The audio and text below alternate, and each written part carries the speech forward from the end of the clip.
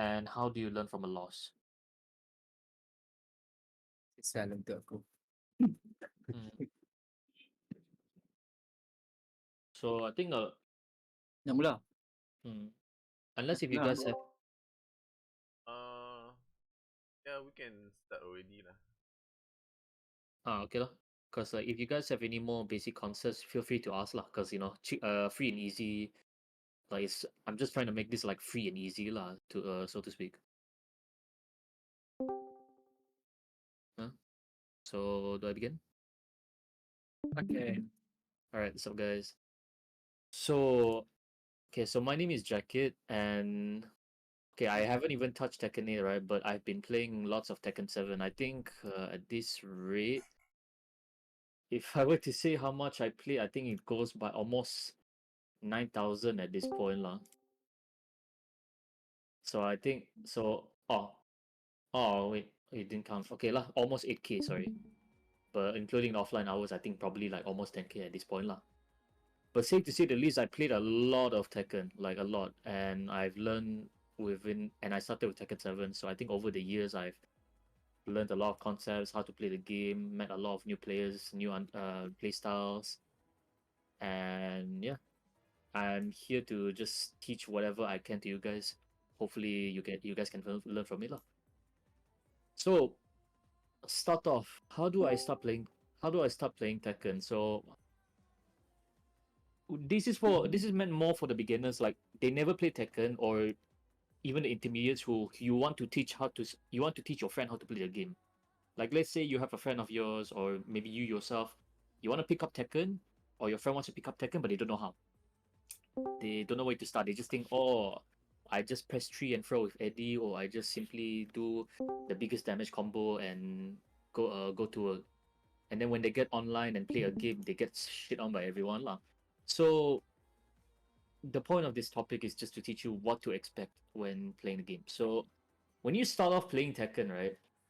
What you like when you start off playing Tekken, a lot of people, like I said just now, they always want to do the combos, high damage, but in a real, and I'm sure most of you in this call, not all lah, but I'm sure most of you in this call understand that in a real game scenario, getting a combo is not easy as it sounds. Sometimes if they see you just simply throw a random launcher, they'll just bait you and kill you, or just let you hang yourself lah. So what you should be doing what you should be expecting when playing Tekken, right? When playing Tekken for the first time is knowing the basics lah. In other words, how to poke, how to poke, how do you move around, using your movement, and overall understanding your character. These are the three things that you should really start off when trying to play the game lah. Because while combos are nice to do, like they're really fun for new guys, very fancy, most of the time you're not even going to get it. And I'm sure most of you know, most of your gameplay is most revolves around just withering your opponent's HP bit by bit, chip by chip. Now, remember earlier when I said that? Let me bring it back up. Remember earlier when I said that newcomers need to learn how to try the other tactics like poking and moving. That brings us to the second part, playing neutral. So, how do I play neutral? So, neutral by definition is trying to control the space between you and your opponent. So, you see this. I'm not sure if you can see my cursor. Can you see my cursor? Can. I don't. Ada. Yeah. Okay. So, basically, controlling the neutral is controlling the space between you and your opponent. So depending on your character, it can be the space between like this, or if you have a really long range, like for example, Jack and all that. Basically, just trying to control the space over here or over here. A better way to word it is just trying to make sure that your opponent doesn't get the mileage off of you because you control the space in between. So what do I mean by this? This means that if you and sorry, why should you do this? Not what I mean by this. So Why should you do this? Well, take for example, oh, uh, let's say you. Oh my God. Okay.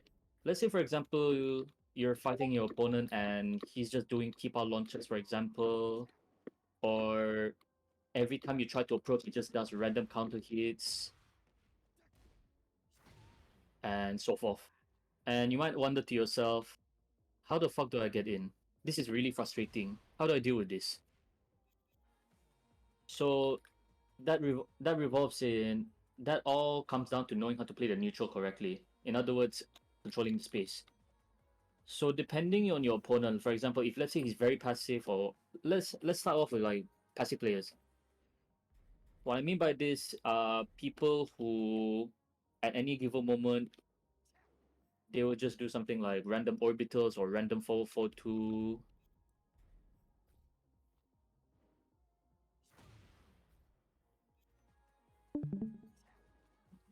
Okay. Okay, so I set it up. So what do I mean by this? No so passive players they like to get you to simply come in, get you frustrated, just doing keep out stuff and like hope you run into it. So how do you deal with this? Well, you got multiple options. So you want to use your movement. First off, you want to use your movement lah. So by using your movement, you can limit the number of options they try to do. For example, if let's say I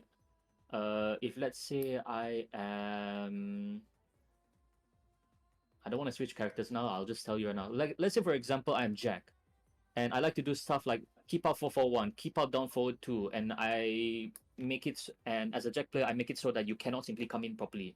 In other words, I'm playing in the back foot. Sorry, I'm playing passively, and I'm making you come to me. How do you deal with that? You use your movement. For example, if I'm doing keep out down, if I like to do keep out moves like down 4-2 or my 4-4-1, I try to make sure I get close as possible and just wither you down, poke you bit by bit, make sure you don't even get the chance to do them in the first place. Or if I'm very confident in my defense, right, I use my movement to beat it out. Like I just jiggle by doing this what is known as dash blocking, which is basically by doing this thing called dash blocking, which is basically moving back and forward so that you closing the gap on your opponent so that when you get close you can pressure lah. But in between, you don't get uh you don't get hit by random stray moves at the same time while you're trying to approach your opponent. That's the whole concept of dash blocking. And at the same time, if let's say you know that the opponent likes to do like keep out down for 2, you can always just dash block bit by bit, just dash in block, dash in block, dash in block.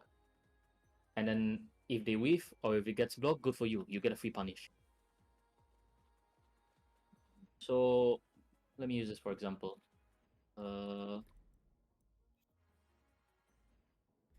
Action frequency. Ah.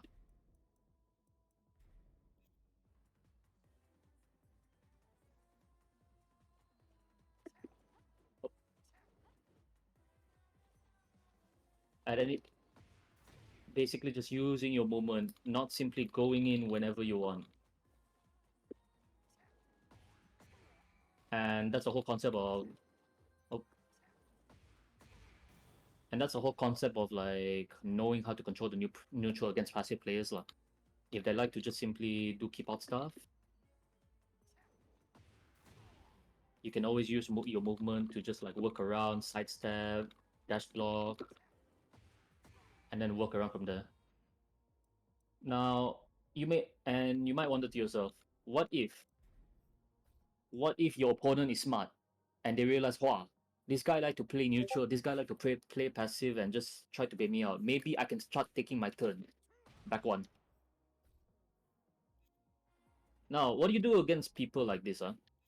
Well, for starters, if they are this smart to figure this out, they are either two things. You are either fighting a Smurf, or you are in the intermediate or upper levels where people start thinking lah about their gameplay. But I'm under the assumption that if you I'm under the assumption at this point is like if you let me see I'm under the assumption that most of you know the basics of like how to you meet these sort of people before, lah, is what I'm trying to say. But if you don't, that is fine.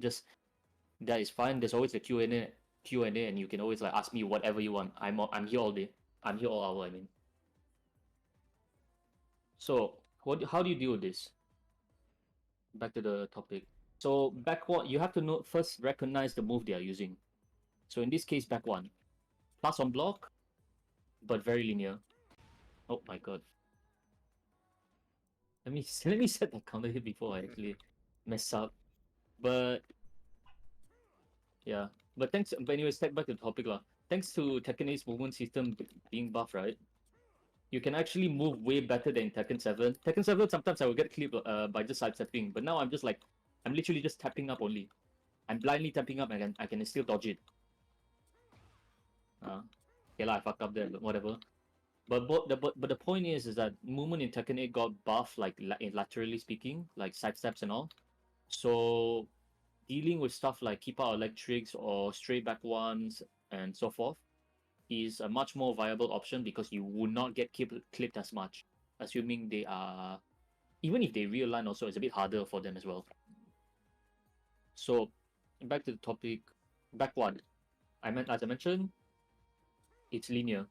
And if it's linear, you can sidestep it. Oh, and then launch them lah.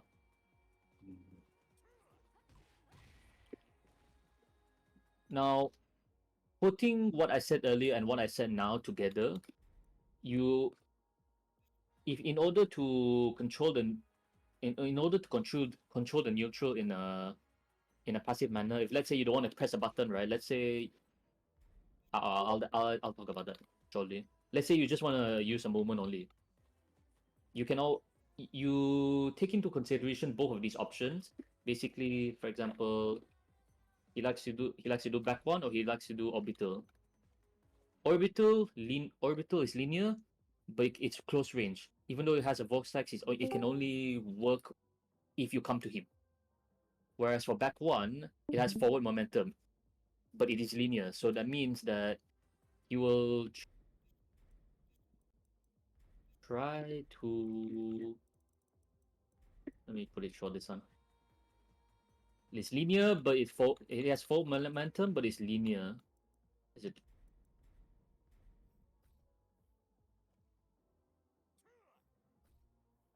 Okay, there we go. Action intervals. Yeah, that's right. There we go.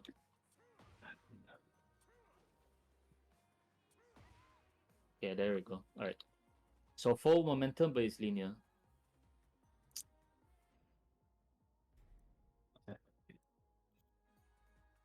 Okay, back to the topic. So if you want to deal with both options simultaneously, right? You have to be confident with both your movement, but both for your reads as well. So if let's say you know that this guy likes to spam back one when you're on the back foot, but he also likes to spam orbital when you're trying to rush in.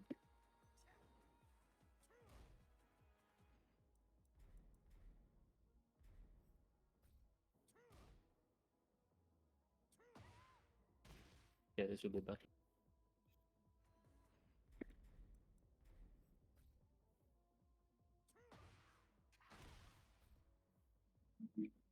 Right now, I'm just like putting like IRL scenario, real case scenarios lah. So let's say he tries to do this. Let's say you're just trying to approach your opponent, but this guy is trying to work his way around you. Now, how do you deal with this? You got two ways. You can either just backdash and make him wave, because eventually, right, if they keep spamming buttons and just trying to do keep up moves, they're eventually gonna make a mistake. See?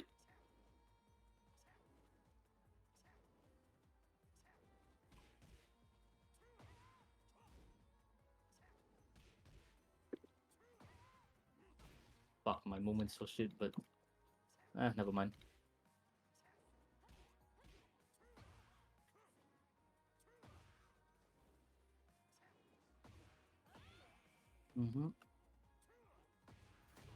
Movement. So the good thing about this is that as long as you're able to use your movement to work around your opponent, you can actually make them make the first move, make the first mistake, and then they get with punish lah. And you might be thinking, what if I get hit? And the answer to that is that's completely fine. In a real case scenario, right? Even if let's say you're trying to move around and make your opponent like make the first mistake by working around controlling the neutral, it happens. No one gets the right intention the first time.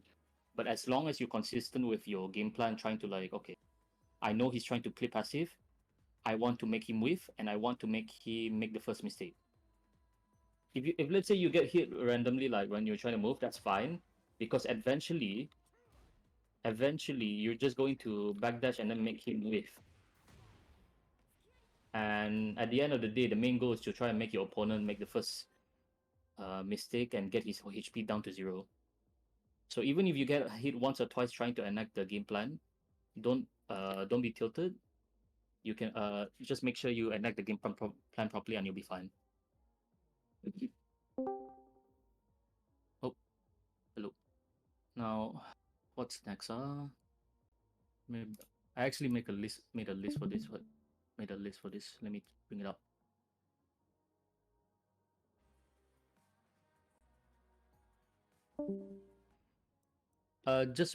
Before I continue, just to mention, if you guys have any questions, feel free to ask at any given moment, because it's meant to be free and easy, lah. Like I don't mind if you guys wanna talk or whatever.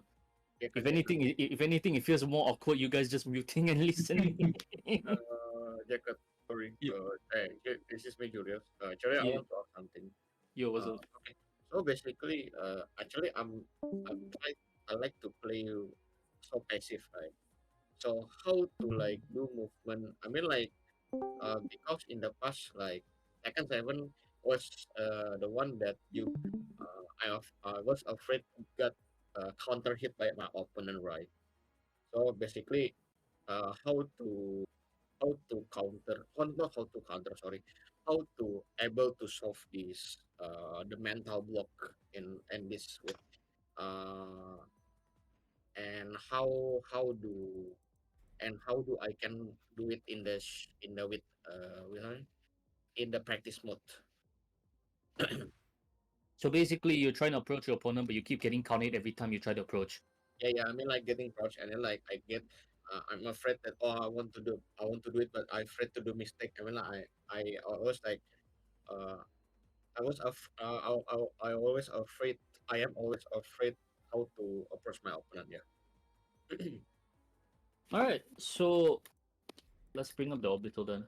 Okay, so in that case, right, the being afraid all really just comes down to tilt. I'll get to that like topic later on because that one really comes down to like mental blockage. But in the Yeah, terms of actual like gameplay, right?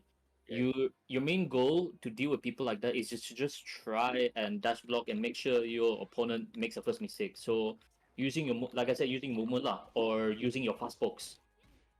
If you use your fast pokes, how are they going to keep out in the first place? See? Oh, you want to do orbital? Cannot. You got hit by jabs. Jabs stop you. Anyways, yeah, so yeah, so you see this guy, right? For example, let's say actually let me use this as another example. Action intervals random, and let's say 3+4. We've all seen it lah. Every time we try to approach the opponent, we try to approach, and then we get hit every time, and then we get counter hit. So it's frustrating, right? Because you're trying to approach, but he reads your timing very well. Because like odds are you're probably trying to approach your opponent and press a button, but he's catching your timing so well because he's played you enough. Like maybe he knows you, or maybe he's good enough, and then bam, you got counter hit. So how do you deal with this? And how does this happen? What this means is that you are probably your timing is probably like very obvious. Is the reason why he's able to do that very consistently, or people like that are able to do that very consistently, is because sorry, yeah, is because they can is because they understood your timing. Your timing did not change. It's always the same. It's consistent and having a consistent timing is not actually a good thing at all, because that just makes you more readable, more easy to understand. And your opponent like took advantage of that. You try to press a button, but he knows your timing very well, and then you get counter hit. So how do you deal with this? You got two ways. First, you can delay your timing. In other words, you try to reduce the amount of times you press buttons when approaching neutral.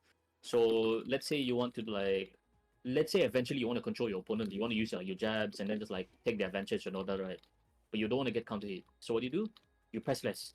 You just use your movement. Make sure you approach your opponent and make sure basically gauge him a bit lah. Just block a few moves here and there, sure, but it doesn't matter. Even if you block this right, it's better to just block certain moves, even if it's plus on block, than to get hit by them all the time. And eventually, people like this will always get frustrated. It's like, this guy is not pressing any buttons anymore. He's not getting counter hit. Now I'm frustrated. Now I want to press buttons. And then they get, and every time without fail, unless if you're a professional lah, every time without fail, if you counter whatever they do, they are eventually going to become frustrated and then just make a mistake. And that one mistake, as long as you are active in capitalizing an opponent's mistake, you will go far. And I'll talk about that a bit later lah, but that's more on the punishment side of things, which it actually adds up against your opponents if you punish them. Like let's say you see them make a mistake, I punish. And it makes not only does it add up over time, not only in game, but over the course of like the subsequent matches, but it also adds to their tilt. The more you punish someone for their mistakes, the more they think to themselves, "Wow, this guy's fucking garbage," or "I am fucking garbage," and then they end up just making more mistakes over and over and over.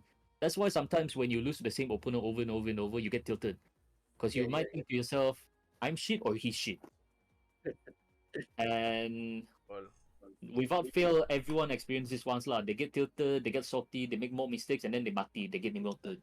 And this is how you manipulate your opponent into doing that for you lah. You take note of what they're doing. You're just like, oh, this guy is trying to beat for counter hits.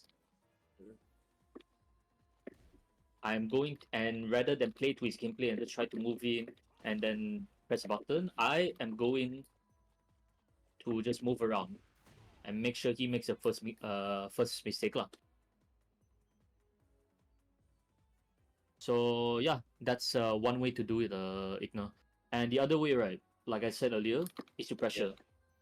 So even though you move around, right, let's say you move around and you bait out the mistakes lah. Sometimes your opponent might be quite smart. They might think to themselves, damn, 3+4 is not working anymore. I should do something else. And I think I mentioned this earlier, but I think now it's a bit more clear-cut way for me to explain. Now they start to change it up. Now they're like, oh, this guy is baiting out my 3+4. Now I think I should start my pressure. Back on. So, in this case, right, back one is a counter hit launcher, +4 on block, linear, and really jarring to deal with. Let's say you try to press a button also, it's a bit annoying because it also leads to a launcher. Yeah. So you might think to yourself, then, not only did he adapt, he's also using another move to adapt to my adaptation, and now I'm annoyed. He adapted to me, now I'm pissed off. What do you do to this? So we go back to square one lah in this case, where this guy adapted to my situation, and now it's your turn to respond, like chess. It's back and forth. Whenever you pull off a tactic, they will bring out a tactic of their own, and then it comes down to who outguns the other opponent lah. And in this case, you fucked up his like 3+4 timing, so now he's trying to do like back one in response. So as I mentioned earlier, back one, linear, easy to step, plus on block, counter launcher. Now all you need to do is just keep that in mind and try to step around it lah.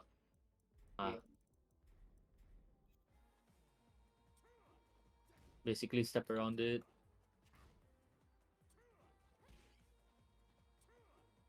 And then walk around from there lah. I see. Yeah. Now, adding both of these together.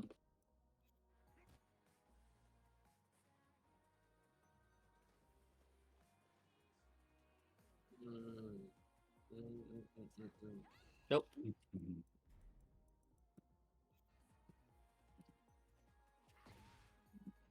Why is this so late?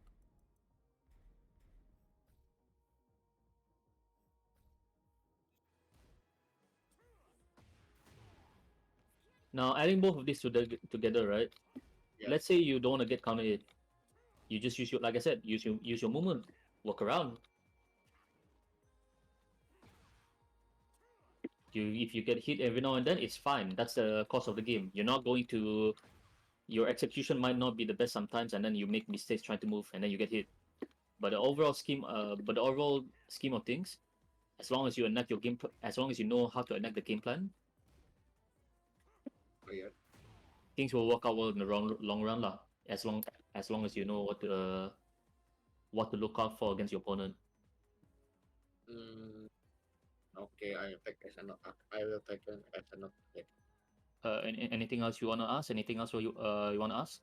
Maybe just the block mental, but it's okay. Just it mean like that is we can Uh, discuss better. Block mental. I'll get to that like shortly later lah. I think that will be the last one. Oh yeah, yeah. No, I mean Yeah. like like I already said later is okay, but thank you very much for your explanation. It makes me easier to how play taken in the what with the fundamental actually. Yeah, no problem. Anytime.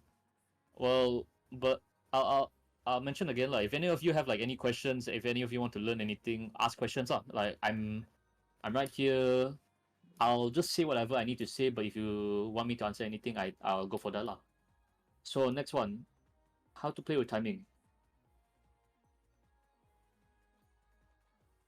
That would that question, right? Is a part of like the question that I answered for Julius earlier. What if let's say they're doing 3+4 keep out and all that, right?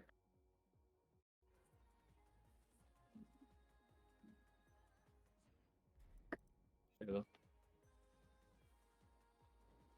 So at any given moment, right, your opponent might this will be better. At any given moment, your opponent will simply do like keep up moves or maybe moves approaching moves to really catch you out lah. And I'm sure you've seen this a lot. Apart from orbital, sometimes you see opponents do random hop kick. Sometimes, let's say for example you fight Ayapin and then he just does random hawking in neutral. Or let's say you fight fuck it lah. Anyone who just does keep up moves in neutral lah. Like the point is everyone gets caught by this once and it's very frustrating that you know it might happen, but you get caught by it anyway. That just means they got your timing, like I said earlier, with Igna Julius. So how you deal with this? Well, apart from the stuff I already mentioned earlier, like using your movement and using your movement and patience to work around it, you have a third arsenal, your pokes.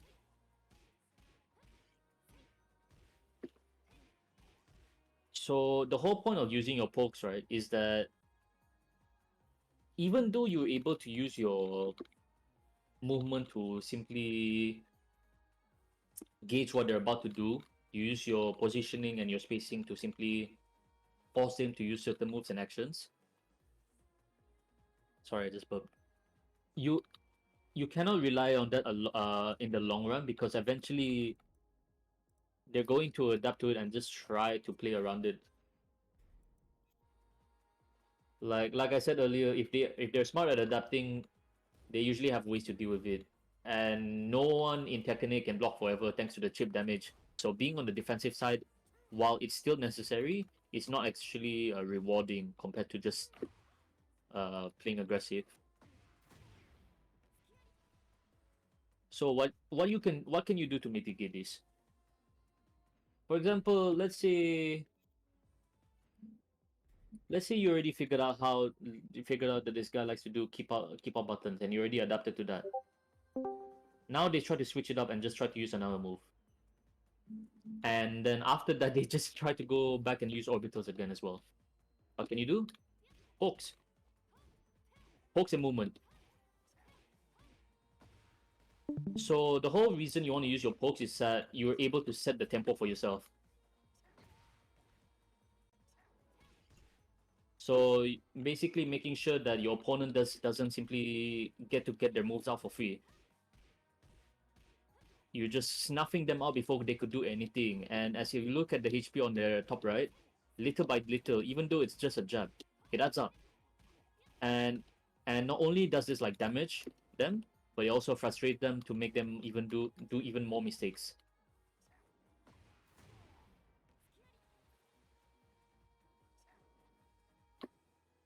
Now you might ask, how do you add this all up together? How are you able to use your movement and use your pokes all around just to make sure that you get you, instead of being the person to get their timing predicted, now you are trying to predict the timing of your opponent. You take the initiative. So how do you apply that? Well, thanks to movement and using your fast pokes, right? Each character has their own fast pokes. That one you have to figure out, but you can always ask what you can do. Using what the hell was that? Hello? Ah, okay. So, okay, back to the topic. So, how do you do this?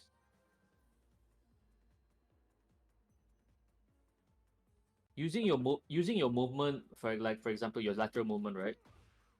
You are able to make your opponent's wave, and that limits the options that they do. So if let's say they want to do 3+4 orbital or whatever the fuck they want, you're able to just limit that by using your movement alone, and then using your punishment to really seal the deal that okay, if you so much make a mistake, I will screw you over for that lah. And now that as the delay I was talking about, let's see. There we go. Pick. Now they start adding homing moves. You want to use your movement. You want to use your movement, and you want to use your poke, right? Well, let me add a third layer. Map kick. So 4.4 sometimes goes under jazz for some reason, and oh, is never mind. I guess they changed it. But back in Tekken 7, it was a counter launcher lah. But it doesn't matter at this point. The point is, if you want to use your movement, it's a bit unforgiving lah, because now they got a homing tool to stop you. Okay. Huh? Oh no. Sorry. So now you use your movement. And you realize every time you try to step, it's a bit harder now because now you have to take into consideration that at any given moment they could do 444 and you lose like one combo worth of damage lah, including QCB4 and all that. So how do you snuff them? Now? How do you stop them from doing this in the first place? You use your pokes.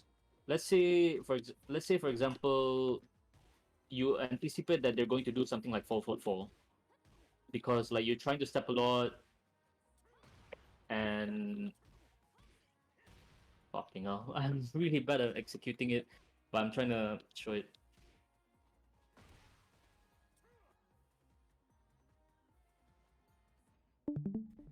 It's easier for me to just throw it like this. There we go.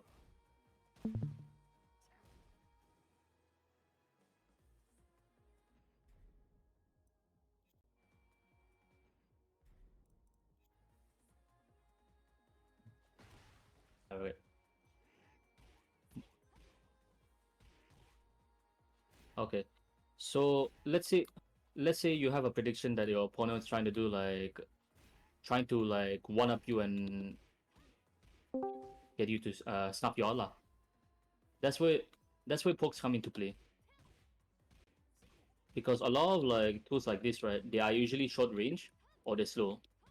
So eventually you can use your poke to snuff them out, and eventually it makes them even more frustrated and predictable. That now if you want to execute all three, right, it will make them much more easier to deal with because eventually as you poke and as you move, their intentions get more obvious by the day. By the match, sorry. And you get to capitalize on these mistakes more and more lah.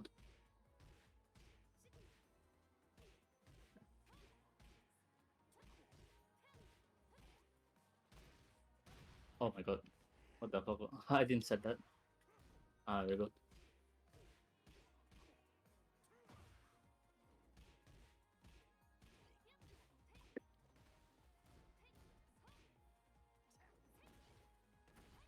Yeah. Using a movement, using a pokes, and if let's say they try to work, what is it?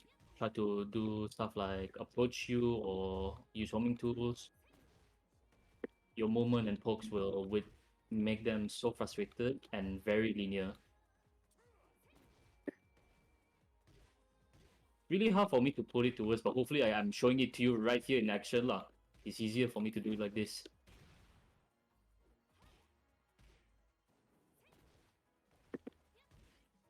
If you guys have any questions, feel free to ask lah. Because honestly speaking, I've never done like a very TED talk like call like this, and it's honestly very awkward for me. Yeah, guys. Normally, what I yeah, it's, If anything, just ask. If Malu can also put your question in the text chat also lah. Yeah. yeah, because usually how I usually teach right people is that they ask me question, I usually answer lah. So right now it's very hard for me to just like raw dog lah. But if you have any questions, it'd be nice. Oh, Jacket. Sorry. So before that, right now the category is more like about playing with timing and setting the tempo for yourself. So if you have any questions relating to that, that would be nice. Oh, the neutral. Okay. Sorry. Sorry. No. I mean, like, I thought I want to ask about the throw break, but later, like, okay, that is not defense. Later. Oh yeah, I can talk about defense. Anything else you guys want to know about neutral? I think Jacob, the one that I think I rarely to forget how to play neutral in the in the beginning lah, to be honest. So like the five I need like what is okay, for example, if you play June, right, what is your not what are you doing in the neutral? Yeah. Yeah. Jun as a character, right? Yeah. Like every character's neutral is different or what? Okay. Yeah. Every character has their own way of controlling neutral, and not only neutral, just overall gameplay. No character plays the same. They have homogeneous traits such as like for example a lot of characters they have something like a jab down 4-1, generic down 4 and so forth lah. But these are just like these are just a means to an end, just moves that so happens that a lot of characters have similar traits of. But every character in terms of gameplay they always play different. For example, you cannot compare Huarang to, let's say, Steve Fox. They are both completely different characters within their own right, but they have their own gameplay and own ways of controlling the neutral, playing aggressive, playing defensive. Both characters have their own way of doing things, but they are by no means the same. Let's say if the character is like a very aggressive character, right? It's like how do you identify like when it's your turn to, there's a circumstance where when they frame trap you and then it's either if you move or you throw a jab, you might just get counter hit. It's like it's very hard for a person to identify certain characters punya turn. Like if you play Brian is like very slow right against a Victor, then it's hard for you to trade blows when you don't know when is your turn to press a button. So just keep getting pressured. It's like Uh, characters like Huarang and Victor is like those characters which like lower rank players struggle against. I want to ask, are you a Brian player or Victor? Before I I'm a continue. I'm a Brian player, Brian Okay, Dragunov. you're playing Brian Dragunov, but you're struggling against, for example, Victor and all that, right? Yeah, Victor is like Victor, Reina, and Huarang. But usually I just press Yeah. 3+4, just duck their moves because most of them like highs, Hmm. the fast moves. Yeah, I remember. I remember seeing some of the move lists lah. Actually, you know what? Now that you mention it, let me just pick. Let me just go in for a bit. So, oh my. So Victor, his lows are a bit lackluster and a bit unsafe, but his highs are the ones that make him very scary. He's a very upper mid tier like character where he is very jarring to deal with, but he is not top tier in the sense that he's nothing compared to, like, for example, Jun or beta version of Kazuya where they're just like OP as fuck lah. So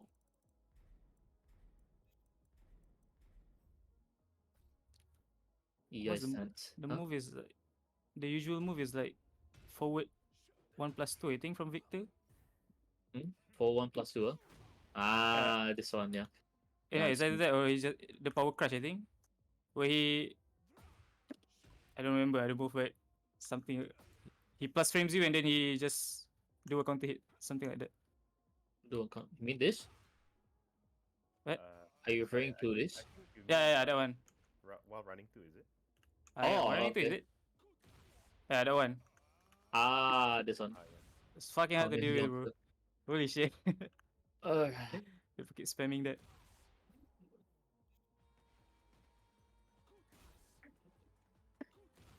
mm. Wow, he has really good tracking. He's like Kazumi running 2. Alright, Kazumi running 2. Victor running 2. Fair enough. So I can see from the get go that Victor running 2 is quite from the get go, very good tracking, counter launcher, hard to deal with when controlling the neutral. And the worst part is that it's plus on block. Unlike Kazumi's one where it's minus, this is plus on block. It's hard to deal with.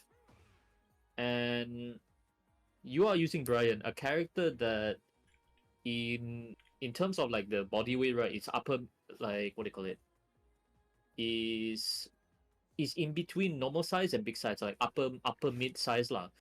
Mhm. What this means is that your lateral movement is worse compared to the average characters like Shahim, or for example, like you wouldn't be able to step as easily.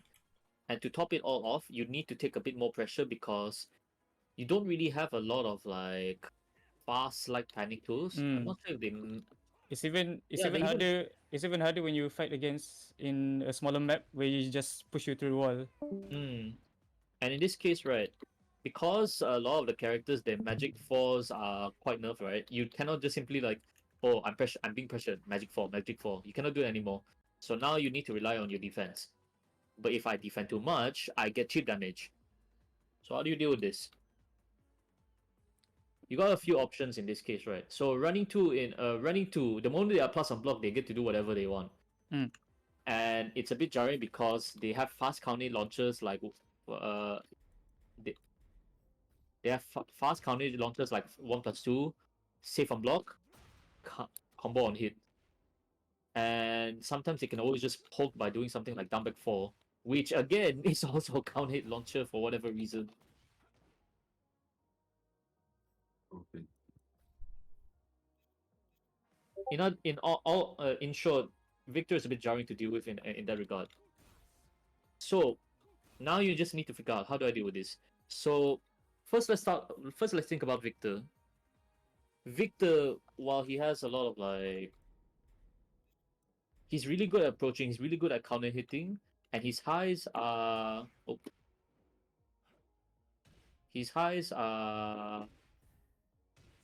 very jarring to deal with.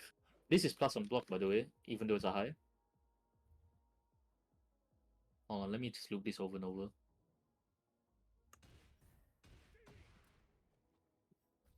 Nope.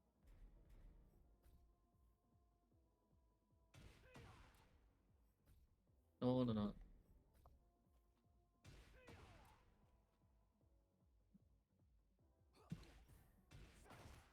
Okay, there you go. I'm sure all of you seen this like pattern at least once lah. You're trying to you're trying to backdash away, but this guy just does like running two or up forward one mix ups, and then I was- backdashing away. You realize, damn, I'm actually losing HP just blocking his highs and getting put into the blender. As I say now, it's also the same. They're running whatever it's called, Mm. where she jumps. That one, B1.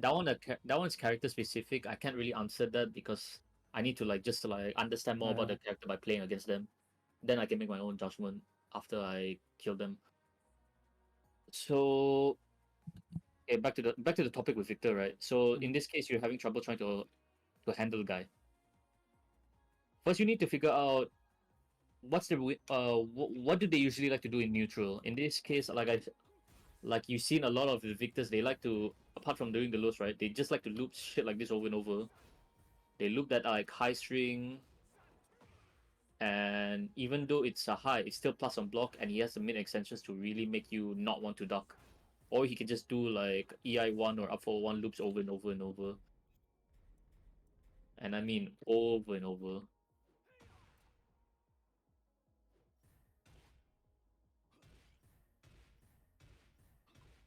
Over and over. Oh, yeah. Usually this one the cancel, right? The one the stats that Mm. he cancel. Can Yeah. we like sidestep? We cannot sidestep or just interrupt or hop kick something that, because like when he cancel, right? I think he cancel, he has a slow bit recovery, kan, right? So basically, can we do hop kick or something that, so, so basically we interrupt his mix up, actually, can. Uh, yes and no, because based on what I researched, this guy, even if you're able to step it right, he has other moves. For example, that Oh, ridiculous tracking plus on block, and I don't even need to do it from EI1. I can just do it raw, and it gets jarring to deal with as well. oh, Victor's a character that I have to admit, lah, he's not easy to simply deal with in neutral. You when you're on the back foot, you're really on the back foot. But But that does not mean it's impossible to deal with him. oh, I think I'm going off tangent, but I think I'll get back to the topic. So, okay. what does this mean? Let's say you're on the back foot, right? Oh, let me just put this away. This one minus +5 on block. He has a 15 frame count 8 launcher. But this one, as you can see, has a bit of pushback. So what does it mean? It means that you can like use your moment to get away a bit, and just like snuff them out the next time they even try to just dash in. And remember what I said earlier about playing with timing? Well, you just backdash a bit, play with your range, and then if you can get him to like be frustrated and just try like multiple running twos over and over, you count it to the face. So like when it comes to like dealing with the pressure, right? Especially like against Victor's plus frame moves, it's really jarring to deal with. And I understand that because like I play big boy characters like Jack and Bardock back in like T7, so I have to take shit like this over and over and over. So most of the time, all I can really tell you is you have to be really confident in your defense. You need to be able to fuzzy a lot. You need to be confident with your movement. You need to be patient. You need to be confident in yourself. And eventually, all of these guys, right? The more you block, even though the game has cheap damage, right? The more you block, the more they get frustrated, and eventually, they start making mistakes over and over and over, and you get free launchers over and over and over. Oh, okay, okay, okay. So basically in your case, right, you turn your defense into offense lah as a Brian player. If the guy is trying to pressure you, you just take it slow. Okay, it's like, okay, you come to me. I got 3 rounds to play with. You come to me. I want to see how you like to pressure. I want to see what your tendencies are, and I will work around it. even Yeah. though it's harder to do in Tekken 8 thanks to the chip damage system, and yeah lah, it's a bit jarring to deal with in T8. It's still possible, and if anything, it's still required considering that every character in this game has like an approaching move. Even Jack, like now he has like a what's the you guys know the input for what Jack's new running move is? Well, whatever it is plus on block lah, which is a bit ridiculous. The point is everyone has a everyone has a running move and everyone can approach. So even with the cheap damage, you still need to be more confident in your defense more than ever because you are going to be on the back foot like more often than not, even though it's required for you to play aggressive. And when that time comes, you need to know how to like play around your opponent. If they like to do aggressive cheese, it's okay. You work around it over and over. That's fine. That's fine. I'll, I'll take the chip damage. I'll take it. I'll take it all. Eventually, I'm just gonna get a counter hit, and that all that damage is going to go back up because recovery health. Mm. So yeah lah. Don't be afraid. Wait, are you still there, Bird? Yeah. Yeah. So don't be afraid if you're always on the back foot and just taking the chip damage, because even though there's a lot of, even though you take like half HP worth of chip damage, right? As long as you're patient yourself and know how to get the timing properly, you are able to be able to get it all back by just doing the combos up. Actually, I don't even know what the brand combo is for this one, but point is, yeah. So the point is, it doesn't matter how much like pressure you take. All it takes is one or two counter launches and then they die. You see what I mean? Mhm. Patience is a virtue, and being able to just work around the pressure by being patient can go get you so far.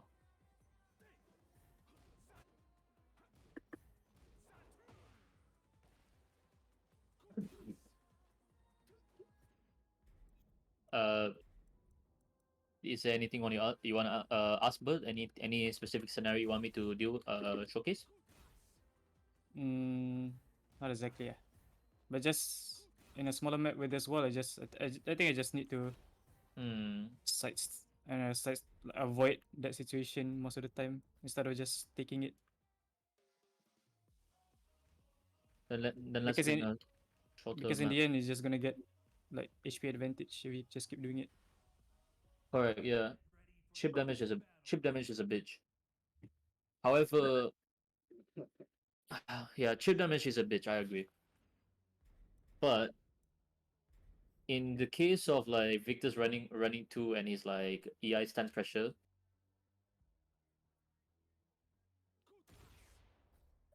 let me record it. In the case of these two things, right? Oh,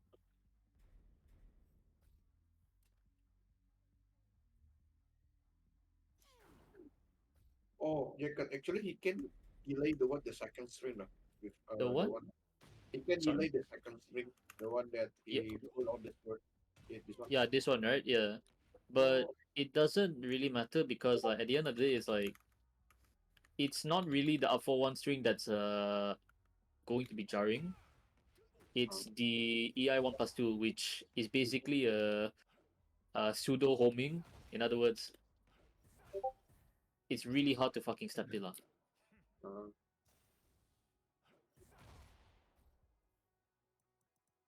Actually, let's see if Brian can step it just to be sure. Oh wow, back.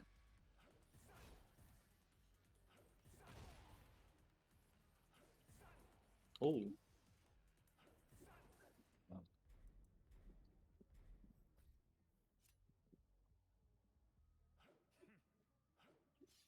there we go. Oh yeah. But just before I continue, do you have trouble like trying to step like the character in any given moment, or do you understand? Again, Are you able to like step the opponent well? Like, are you fine with that? step the opponent. Yeah, but I don't know if they just spam. Like most of the time, I just got caught by it. I think maybe it's just my movement good because because because most of his moves are tracks when you do big moves instead of jabs. I see. Like big moves, he will hit one. It's even I don't know what move he tip it and then he That wait. I don't know any Victor players yang if Apa you in ya? hit you Dia terbang can ke atas tu. terbang ke atas tu. Awan plus tu. 1 plus tu eh. okay. It's awesome. So Hmm. That was what, but I think it just hit things. I think Key things, huh? I think it just hit. It just hit. Yeah. It just it's strong on purpose. I feel like Hmm. Yang tu because I cannot seem to sidestep the thing. I don't know if it's Brian or what. Fucking hard. it's a bit hard lah. If it's in hit, he had bigger hitbox. Macam tu. But the move is punishable lah without hit. So I don't think. No, dalam hit safe. Don't think punish. Only that, Oh my god. not in hit. Not in not hit in only can punish. Alright, yeah. He's a bit jarring to deal with unless if you preemptively do it lah. But at this point, it's like that's in a real match you won't be able to step this properly. But yeah, back to the point anyway. So you're trying to. So in this case, you're trying to deal with your opponent and he's trying to pressure you with like running two and then EI mix-ups. So how do you do this? Well, on one hand, running two is ridiculous tracking because of the new like running system. And this applies to a lot of characters actually. Apart from like linear ones like for example Dragonov running two. But even then. So what do you need to do? Well, apart from using your judge, like I said earlier, you need to use your movement like properly, like step block. Eventually, right? For example, let's say if I do running two into running two. If I step block and block the first one, like for example, doesn't matter. The second time I try to step, I will always be off axis. A good example is if let's say I were to block a good string, huh? Do you know Leo? Do you know Leo back on 4 by any chance? No, never played it. Okay. Oh wait, the new version is back 1+2, right? I'm not sure. Asal tak main dia pun. But I think so. Alright. Yeah, So very rare to see you. okay lah. So okay, just to mention again, I don't know how the Tekken 8 version is, but if let's say, Brian, for example, right? He is unable to step the string in general because it's just too, he just cannot step it lah. So how do you deal with it? You can step block and make sure you're off axis to make the first hit like get blocked off axis. Then the second time you step it, it whiffs. So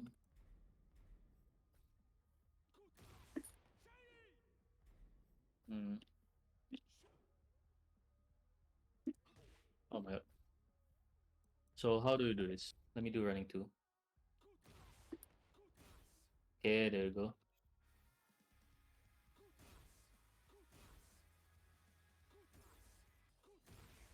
Okay. So you block your off axis and the second time, see? Yeah. You're able to make it whiff.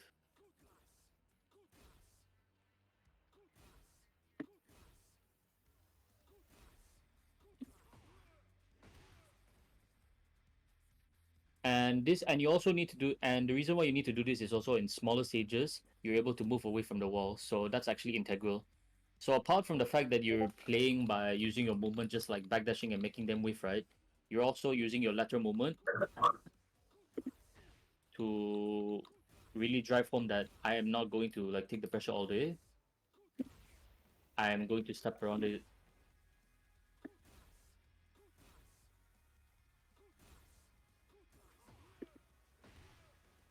Do you have a rough idea of Yeah. what I'm? Yeah. That's it. All good. Yep. All right. Anything else you want to ask? Uh, I'm good. Huh? No, I'm good for now. Nothing also. All right. Thank you. Yeah, that Anyone same else? thing. Anyone else? Same thing applies to character like Paul also, right? Since they are like upper mid, so it's like play sidestep block, then move sidestep again. Mm. Actually, since you guys are here, right, and I think most of you guys have are either new to the game or have a basic understanding of the game. I think instead of just listening to me talk and then like listening to me like just simply say things, cause I like to do I usually tend to like talk with people and try to like get an understanding of what their issues is and work around that. So if you guys want, why not you guys just unmute yourself and just like ask me a question lah. Maybe if you guys have like any questions like about your gameplay or about like general gameplay that you want to know based on this sort of list I have here, feel free to ask. I don't think me doing like structured teaching is working out, but I'm very good at like and very happy to just teach if let's say you guys have a question, just ask. Do you guys have any questions relating to any of this by any chance? Yeah, check it. I just wanted to ask something a bit more like general because actually I have to go in a while, so I just wanted to get my question. Yeah. So I feel like when I play, right, it feels like my opponent is learning more things about how I play than I learn about them. Like after the first round, I feel like they learn 10 things about what I'm doing, and I feel like I learn only like one or two things. So like I was fighting against Lance Zafina, Oh. and then he like I don't know, like almost every low that I did with martial law was getting parried, and then Mm. like he manages to step every time after I do my forward 1+2. Like I don't know what it Mm. is lah, but I don't know. It feels like I'm a bit blur, you know. Well, okay, in your case, right, I don't know how experienced you are in the game because I think this is the first time we talk lah, but I know Lan. He's very experienced. You and I both know he's very, very experienced in the game. He knows how to Yeah, play yeah, the game like to because he's been playing for years already, more than a decade. So in his case, right, it all comes down to most likely it's very likely just experience. He is way more experienced and he's seen these sort of scenarios before because he's been playing for such a long time that he's able to just see your tendencies and go, okay, I know how to work around this. He worked around it lah. So I think a lot of it just comes down to experience, really. yeah. I think that And might be a bit of an extreme example, but basically, I'm just trying to ask how to pay more attention, basically, because I feel like I'm catching myself doing the same sequences over and over. so, Like, does this include adaptation by any chance? Being yeah, able to so like, adapt or just knowing how to catch yourself and stop preventing yourself making mistakes? yeah, Because I know how to. so there's this move from Scarecrow, right? Scarecrow 4 is like a launcher, right? Power Yes, cut. yes, yes, yes. So the first time he did it, I was like, okay, next time he goes into Scarecrow, I'm just gonna hold back. Mm. But the next time he did Scarecrow, I don't know why, like I just kept jabbing him. Uh, okay, so the reason behind that is sometimes it's what do you call it? Habit. Well, a habit is one thing, but it's more like impulsive lah. You like lack of self control. Usually, a lot of people, right? That's why you see sometimes like even in the higher level plays, sometimes people just like repeat the same mistakes over and over and over. Sometimes like you would see pros get hit by the same shit over and over and over, despite the fact that they are pros. Now, now you cannot even say they're inexperienced because they're pros for a reason. They know this sort of thing will happen, but they still get hit by it. That's due to a lack of self control at the end of the day, and it can be attributed to a variety of factors. Maybe they're tilted. Maybe they're tilted. Maybe they are not thinking straight, and maybe they're just like trying to get their own game plan and just like tunnel visioning. In other words, all of this leads to the fact that they're not seeing things in the bigger picture. And in your case, right, you in your case you understand that you shouldn't be jabbing it. You know he's going to do it, but you still do it anyway because you didn't mentally sort of like control yourself from actually like doing it. You didn't remind yourself, okay, Sonder, okay, like I'll use I'll refer to myself in the first person lah to make it easier. It's like, oh, okay, jacket. I know he's going to press a button here. I am going to block. I'm going to block. I'm going to block. Basically, just mentally remind yourself as the time passes, like collect your what is it? Collect your mind for a bit and enact it the next time it happens lah. So in this case, if let's say I was you and I'm fighting Safina and he's doing that scenario you just told me, right? Even though I got hit the first time, I would usually tell myself like the next round, okay, he likes to do that. I should stop pressing a button. I should stop pressing. I should stop pressing. I just like mentally in my head is like, oh, I go over and over, tell myself, stop doing it, stop doing it, stop doing it. Even after the game is over, I'd like to do this a lot. So let's say I lose to a certain tactic and then they just leave. I and eventually afterwards I figure out, wow, I could have done this. It's okay. Even though you didn't get the chance during the game, you would like save it for next time lah. You just remind yourself before you go to sleep or something. He likes to do scarecrow for from time to time. I should just let him do it and then bait it out. And over time, even though like let's say you play the same guy tomorrow, right? It actually adds up. There's actually a scientific term for it, but I forgot what's it called. I remember what do you call it? Spike told me this actually.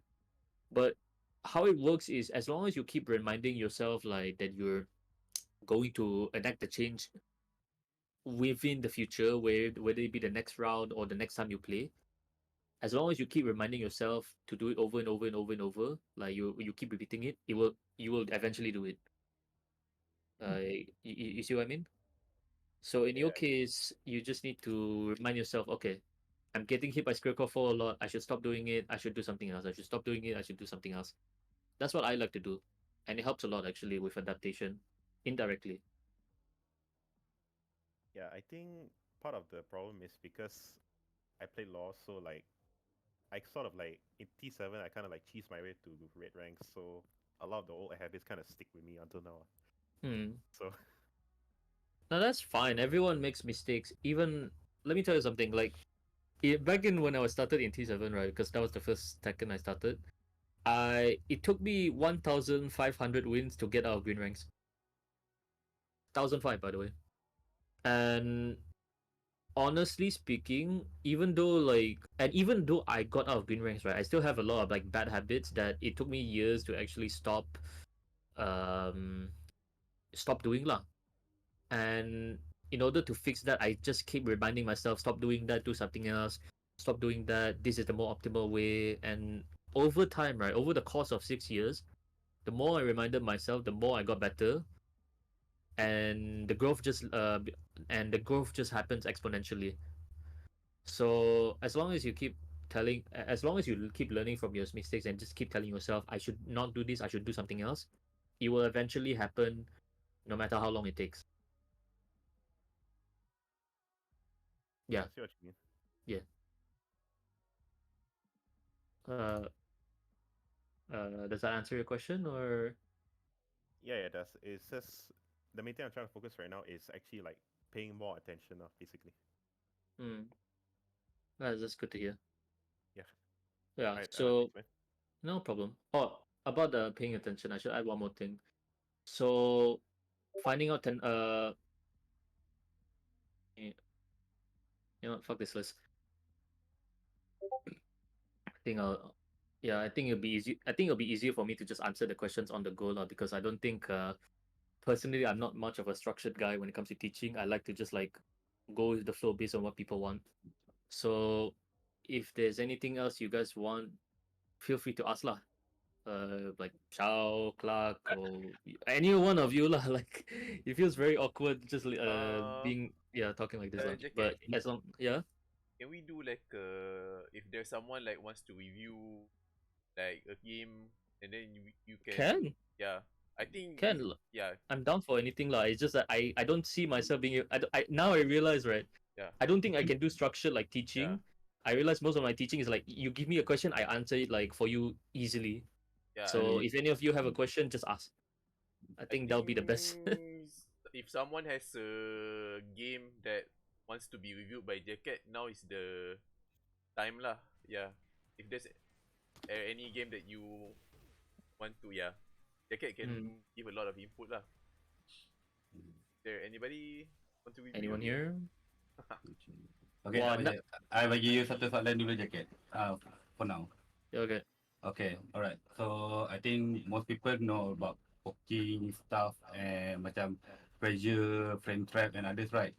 But for macam certain character, for sometimes in K7 most people struggle with Fang, right?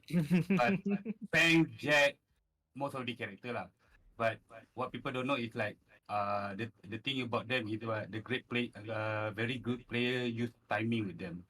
So timing and the tempo like orang tak berapa faham macam mana nak adapt with that kind of thing.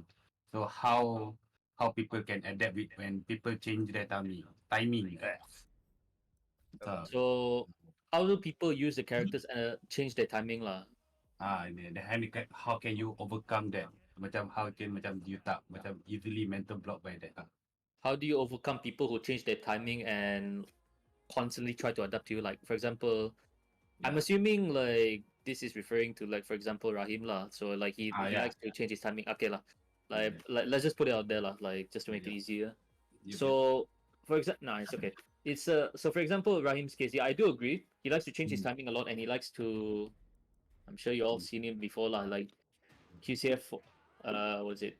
QCF 1+2, jab, down back three, while sending one, down back three. Basically, typical Fang bullshit lah. Yeah. So but compared to other like Fang players, he's a bit smart about it lah. So you might. So I guess you're asking, how do I deal with this? Well, no matter how, I'll use Jack lah because big boy character, I guess. I guess no matter how what do you call it? How much you change their timing, right? There's always this term. The more things change, the more things stay the same.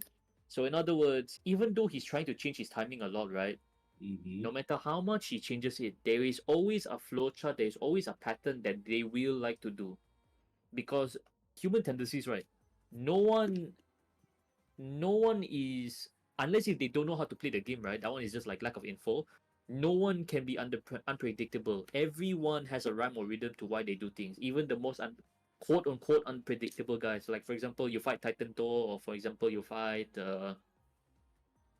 I musician, like for example, you've seen all these like crazy players. They do all these like weird tactics, but but at the same time, they're both like quote unquote professionals lah. They know how to play the game. It's just that they have a very weird way of doing it. So yeah, everyone has a, what is it? They are basically, no matter how much they try to make themselves unpredictable, there is always a rhythm to it, and that is no exception for Rahim. So in your case, right, because for Feng, for example, now I think I'll just give you like in general case lah. Let's put Rahim on the sideline. So let's say, how do I work around people who like to change their timing a lot? How do I play with people who like adapt well, try to play aggressive, and then suddenly defensive? They just change it up. Well, first off, you need to. Okay, the first thing, and regrettably, is like you need to also improve yourself, right? Is adaptation. You need adaptation and pattern recognition. So pattern recognition in a sense that you tengok whatever he do, and then understand like what he likes to do over time lah. So for example, in a long set, he likes to do this pattern and then this pattern, and then just work your way around from there. Now you might ask yourself, how are you going to do it in the first two, considering it's Tekken 8? Well, that's the hard part. It's a bit harder to do now because it's in a shorter set, but that does not mean it's impossible. It just means you need to work twice as hard in order to adapt to whatever they're doing. So let's say, let me play aggressive for a bit. Mm,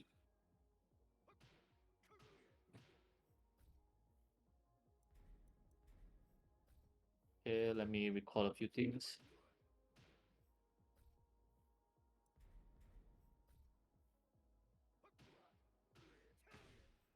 Okay, and the last one would be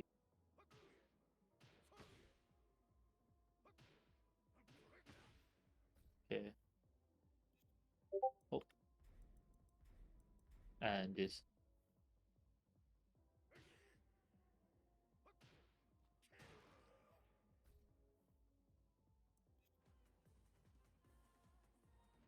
Oh, I have to set the timing.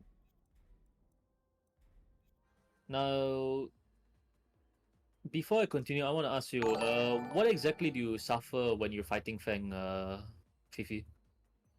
Oh, thank. Yeah, like Okay. yeah, when it comes to changing timing, what do you suffer against? In game phase, you usually down for one and what down back three, Down back three, down back yeah. three, down back three. Downfall one in terms of when you're trying to approach him or when Yeah, he's yeah. pressuring you, Approaching, approaching. When I try to approach her, and or then I he make it. downfall one. Yeah, yeah. Are you okay with 4-4 or this? Oh wait, what was the move that? Oh, they changed the input. What was the move that? There. Yeah. Do you suffer against stuff like this? This one not frequently because this one he doesn't use much against me lah. Like for Really? Rahim, yeah, for Rahim lah. For but other player they use it, but usually that one I rarely got clip lah. Because not people many, most people just spam it lah. Spam, okay. Yeah, All right. but Rahim So really use that. so in this case, you just use fast pokes, basically. Yeah, That's all. fast All right. forward, down back three, yeah, and macam back three. That's the thing lah usually. Let me teach you something about when I play him lah, because I have a good way of dealing with that. So in your case, right? Usually people who like to play timing like that, like right, they leave themselves open to getting predicted. Ironically, right, they actually leave themselves to getting snuffed out lah, to getting Mm-hmm. predicted themselves. So if have you watched Moshi's gameplay against him a lot? Which one? All of Because them. It doesn't matter. I wa- You, I seen a few, but not all of them. But I uh, see a few. yeah. I don't think it matters which one you pick. Like you pick any one of them. I think Mushi is a very good example in your question because he every time he play Rahim, like he always win. I think I think if let's say out of 10, right, if you were to do 10 games between Mushi and Rahim, I think Mushi would win 8 or 9 because his general gameplay like just beats Rahim overall. And you know why? It's Mm-hmm. because Rahim just keeps trying to change his timing. He tries to play like that really smart gameplay, and then he leaves himself open out. And that actually applies to any other player you fight. Like they say, oh, they want to play very methodical, play their timing a lot, and then they kena blasa lah Mm-hmm. because they're so slow and they wasted their turn. Okay. Yeah. So what should you do in this case? Let's say they're just doing keep out buttons and just like what's down back tree, what's for? What can you do? Drop the turn. That's it. Easy. No, let me actually. It better if I switch Lily, just to prove a point. You know what? So Lily, I'm not sure. Lily, you got good homing tools for whatever reason. Your counting tools are ridiculous, and your pokes also are not that bad. Like you got decent jabs, decent punishes, a decent way to keep them in line with down for 3 and so forth lah. So in Rasim's case, for example, let's say you're trying to control neutral and then suddenly this guy he likes to do down back 3 or suddenly he likes to do down for 1. What can you do? You use your pokes. So set the tempo. You can set the tempo with several ways. you can use your jabs, or you can use your counter tools, for example, such as 4-4, to just really drive the point home that if you want to approach me, you are going to either sidestep or use your fast tools to approach. And basically, you have to set the tempo for yourself, lah. In rushing, like in Fang players who like to play the like slow timing, who try to like be unreadable, right? Yeah, yeah. In the ironic thing about that is the more you try to change, like I said, the more you change, the more things stay the same. So the more you try to change your gameplay, try to make yourself really unreadable, you leave yourself open to getting like your turn stolen, your tempo taken. So basically, in other words, you can take your gameplay yourself, lah. Like for example, if let's say I'll just put in a cheeky down for one, or and I can do this at any given timing. Basically, I'm just using my movement and just playing it really slow. I think I think got what your point. Yeah. Basically you just snuff them out and use your pokes to really like take the tempo for yourself, lah. Like not overextending, not using the very like fast moves, just something to just like hit and run, lah. Yeah. And if you get a counter hit, good for you, lah. That's what I like to do with Marduk. So with Marduk, I just use my jabs, right? I use jabs, and if I have a good timing, down back 2, or in Lily's case, forward 4. Yeah. So, and in your case, I haven't even answered the question. What if they do down back 3? Yeah. So, wait, this is 16, right? Oh, you have 15 now. Nice, even better. So, in your case, right, if you manage to frustrate them enough by taking their tempo because they like to play so slow, you can like work around. You can work around this, like I said, by using your jabs. Like for example, your jabs, your down 4-1, your forward 4, and they're going to be frustrated to try and do all these things more and more. So when you change your so the moves that they try to change their timing with, like for example, down 4-1 or down back 3, right? If you frustrate them enough, they're like, okay, I'm angry.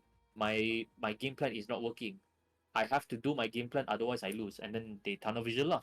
Then they start doing more of the moves, and then they get punished for it.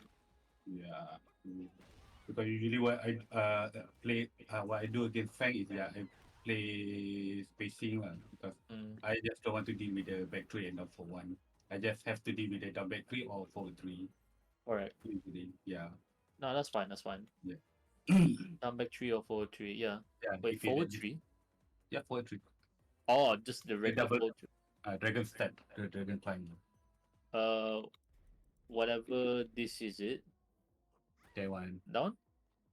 No, I mean if I have range 2.5, he have to do that or down back 3, because that's the only like approaching tool that he can do from far lah.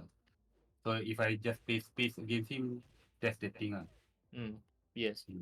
And against people like that, or at least in your case, because you have a trouble with Rahim, that's a good way to go about it, because in his case, he has trouble in trying to approaching and maintaining the pressure lah, because he in his case he struggles with a bit with like in the defensive option.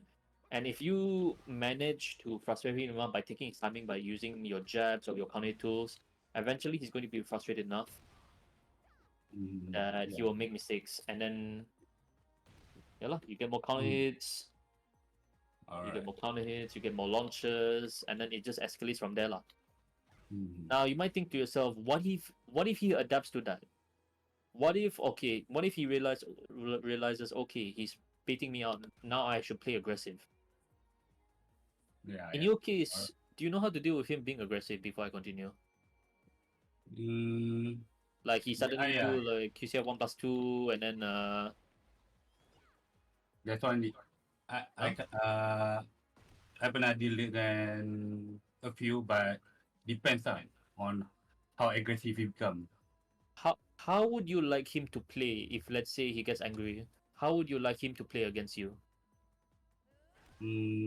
If he play agree, if play like aggressive, I prefer macam dia guna like quarter score for 1+2 and the back one, because for that one usually it's like a bit predictable lah. That Back one, to well, that one, yeah. well, good Usually news. Hmm. better on. Matterhorn, huh? Well, it's okay. Before I not, continue, it's not the best, but it's something that I just throw out against him lah. He got mm, caught a few times lah. That one. mm, yeah. Mhm. Okay, so the Matterhorn part I don't agree lah because that one really rough. Yeah, But risky. Yeah. yeah, but in his case, right, I should Mm. also add on that in any given moment, let's say you interrupt him with your fast pokes, right? Like for example, use one Mhm. two. Usually people like this they always try to mash. For example, oh, I do one two abere, I interrupt them. I will Mhm. mash back one. He likes to do that a lot. Yeah.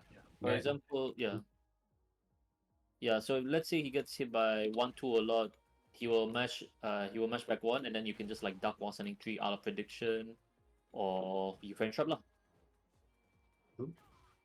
yep, yep.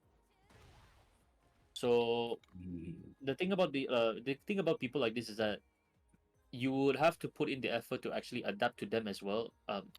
Like take the mileage and just adapt to them as well. But that requires you to know how they play. And in your Yeah. case, you've already played the guy more often than not.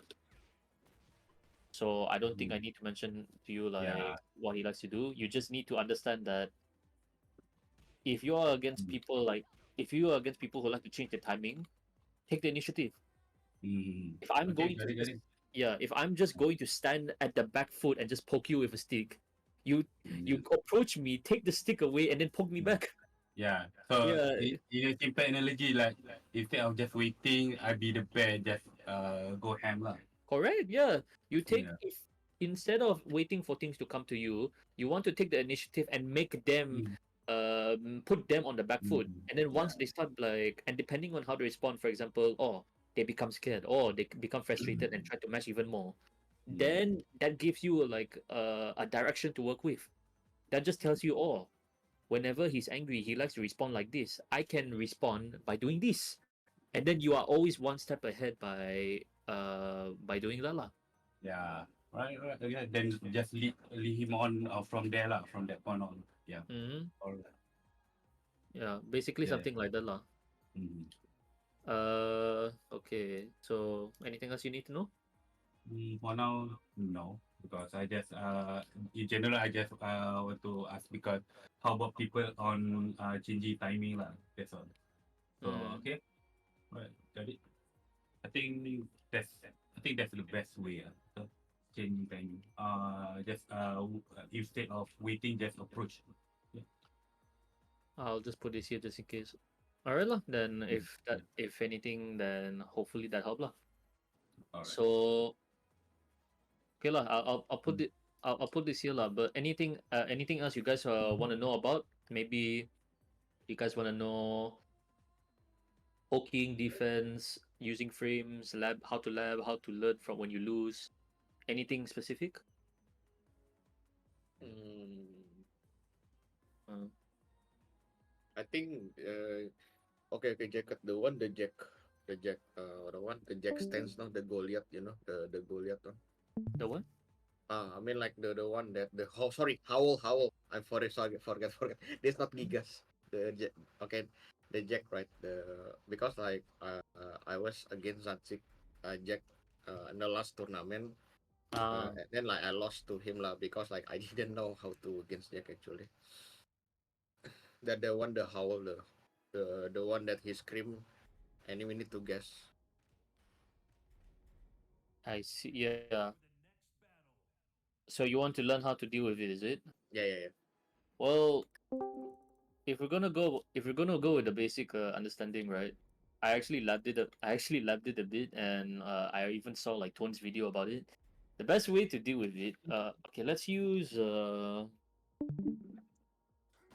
Wait, what was the? Okay, there we go. Oh, that one is transition now, right? On hit Yep. or on just on hit or on block as well. I mean, I'll do on block lah because if it's on hit, then you wouldn't be able to move regardless. You have to take the damage. Okay, okay. Oh my god.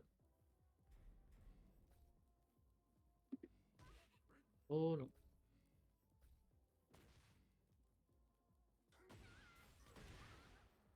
Okay, that's the first one. And the second one is nope.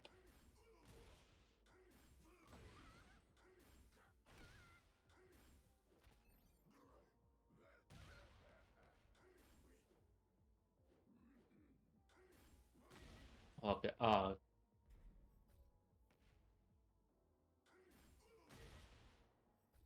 No, that's one. Basically, you have trouble in dealing with the stunts in general, right? Yeah, yeah.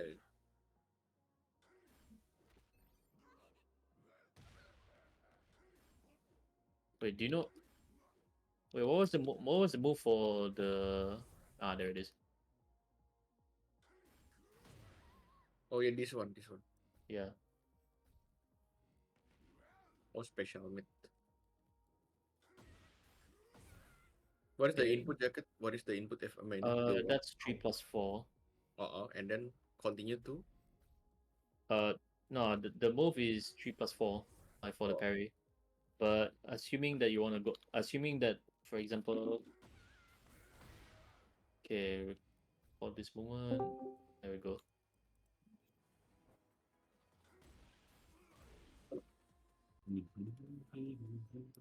There we go. Right. So how do you deal with this? So the general rule of thumb is that I pretty much everything, right?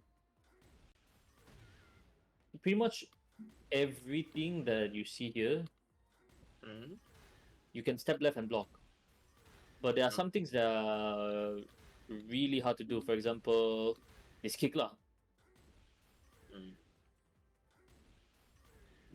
And even though it's a high, right, that leaves you open to one more move, mid, and leaves you knocked down. Then you get like kena follow up afterwards lah.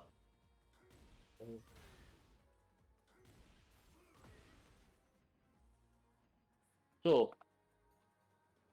apart from the fact that you can, so the only thing you can really do here, right, in my opinion, is you can only step left because if you try to match, you get hit by that, and if you duck, you get hit by the mids. Mm. So the only thing you can really like, reliably do is step left block, and even that is really hard. And you might wonder to yourself, man, this sucks. Is there another way you could do things? Well, there is, and I'm pretty sure everyone who's fought Jack has done it at least once. Preemptive step. Like let's say you know that they're going to do 4-4-1, you step. Because the thing about like this 4-4-1 is that it's a 4-4 input. It makes them predictable because they need to do like a forward motion in order to even get things out. And thanks to the new movement system, it's a bit easier to, you know, make it with luck. I don't know the combo, but yeah. Point is, yeah. Point is, prevention is better than cure, and if you're able to outmaneuver them by using your movement and prediction, that'll be good. But what if, let's say, you got caught by it? What's the best case scenario here? So let's start with this kick. This kick is the fastest thing that could come out. And let me just add in the frame counter. Display, opponent attack. Yeah. So it starts off at 14 frames. And if let's say they do 4-4-1 into that, it's +4. And this kick is a high, but it's also a hit engager. So if you manage to fuck up like if you manage to fuck up right, you eat a launcher. Oh.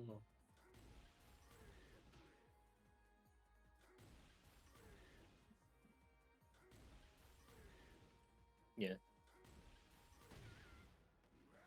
I see. So and even mashing is also a bad idea because you trade. And that leads to a lot of damage that is not in your favor. And let's take a look at the other input. So for example, what if, let's say, you wanna duck the high. You know you feel like it's coming, you wanna duck the high. Well, they got a few things. One is the homing mid, prevents you from simply stepping a lot. And it leads to a follow-up lah. Now I'm not gonna go through all the other inputs because a lot of them are meant for meant for follow-ups or just combos lah. And I think I just want to get to the point here. So what's the best way to deal with it? Step left block. So for example, in this case, right, if you step left block and make yourself like off axis, and you can do this with a lot of strings, right? You actually limit the options because it essentially makes it easier for you to step everything. So for example, let's say linear, right? You want to step this, good luck lah. Like, yeah, you're gonna get hit by that. Like if you don't have good execution. But if you make yourself like off axis in the first place, yeah, you're able to step this much more efficiently. Oh.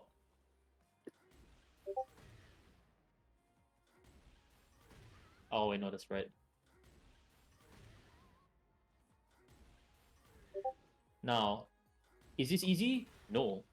But is it useful? Yes, because this means that by putting yourself off axis whenever they try to do a string, it allows you to escape pressure that under normal circumstances you wouldn't be able to do in the first place. So for example, Victor's running 2 or Jack 4-4-1 pressure or what's a good pressure? Yeah, basically stuff like that lah, like pressure loops. Even I'm not sure about Azucena's running 3-2, but I wouldn't be surprised if it's the same. Like if you put yourself off axis, you're able to just simply like get out of pressure that under 9 times out of 10 you wouldn't be able to do in the first place. Oh, okay. Yeah. Block, step, block, step. Yeah. And at the same time, if let's say they try to do keep out down 4-2, you're able to cover that option as well because you know you're step blocking.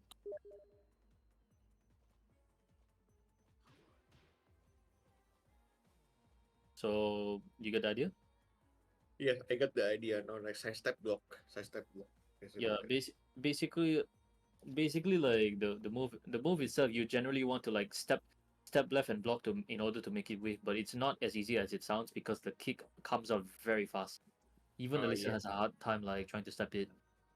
However, if you put yourself off axis in the first place, or you just step the 4-4-1 entirely by using your God tier movement as Alyssa, you are able to prevent him from simply doing all the mix-ups that most Jack players like to use. I see. So you just have to be smart with your move. You just have to have the ability to anticipate that, oh, he likes to do 4-4-1 here. I'm going to step preemptively and just make sure that he makes the mistake first and foremost. And even though if let's say you block, you do the step block, but you accidentally block the 4-4-1, that's okay. You're off axis, you just step again, and then they get screwed over. Like I just show you here, off axis. Oh, I didn't step there.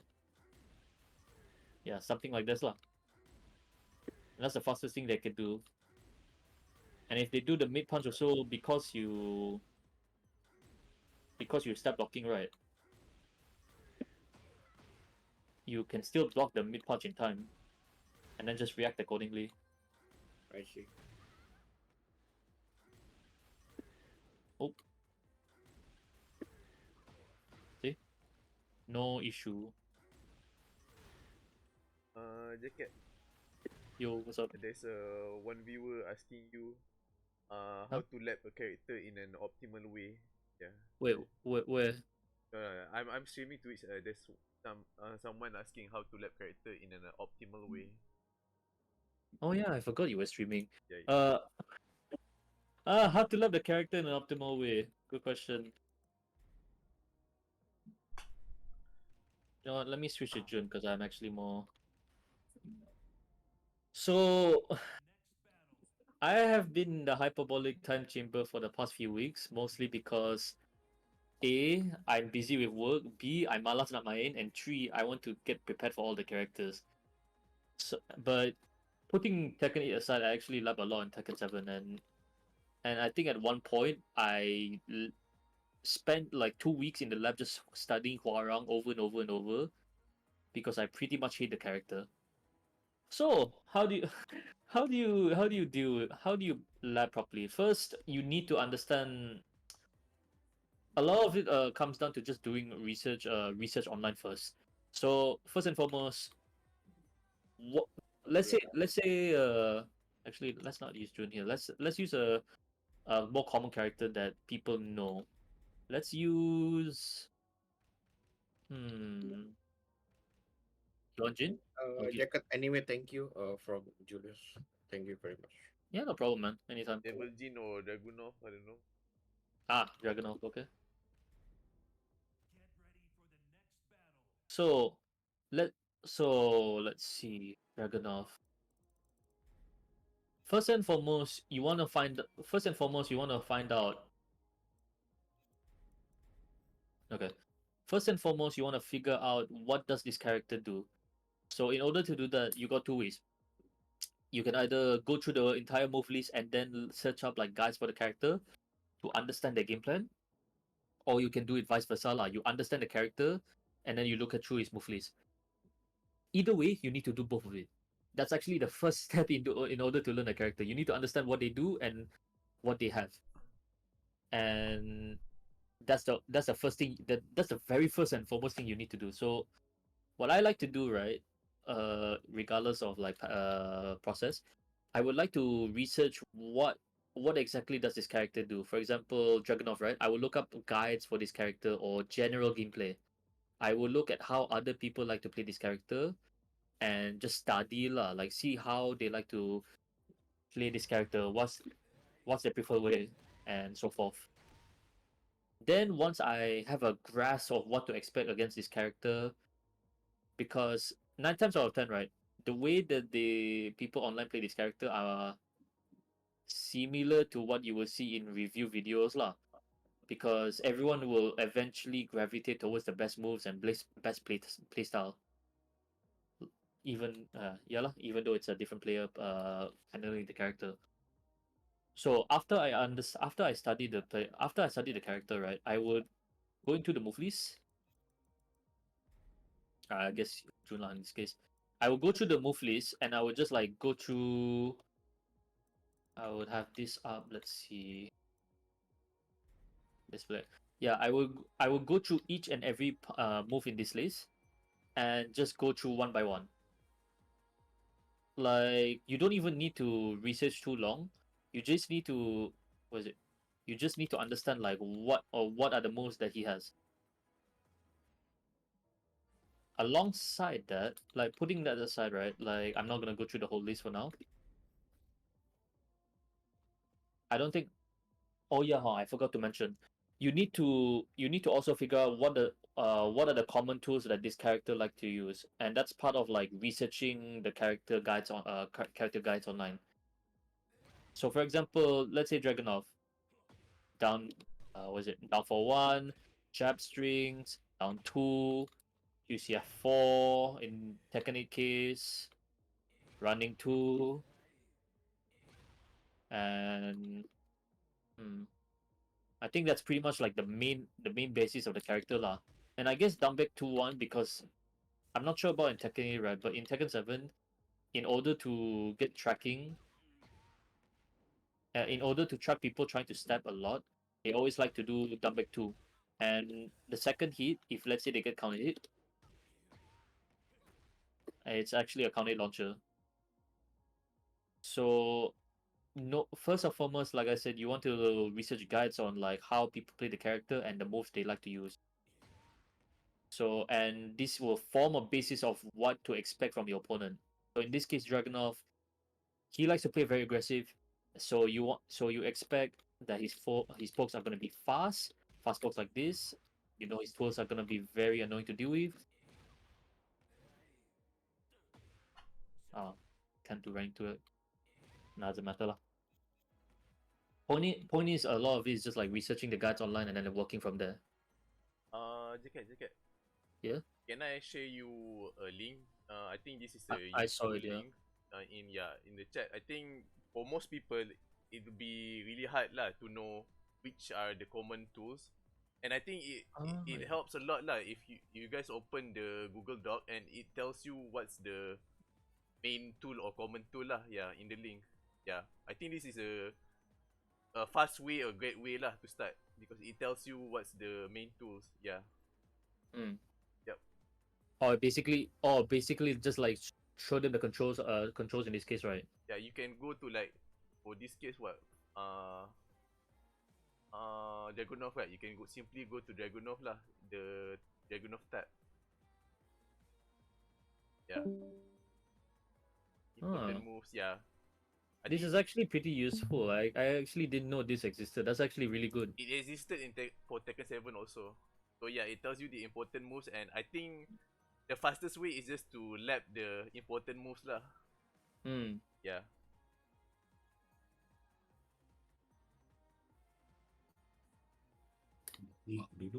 Oh, you didn't know about this?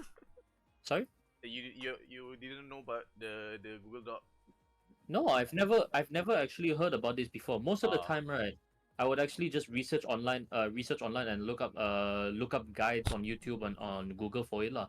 But this Google Doc specifically is new to me. But actually this one speeds up the process by a lot lah. Yeah, it really speeds up lah because if you want to search YouTube and watch the video for each character is really long lah, and a lot of effort. A lot of effort, I agree. Wow, the community really changed after years lah. This is really good. Yeah, This is Well, it's a lot. actually okay, also so have for Tekken 7 also. I share also lah. I think it's too late lah. Like now Tekken 7 already gone. Just if people want to know lah. Wow.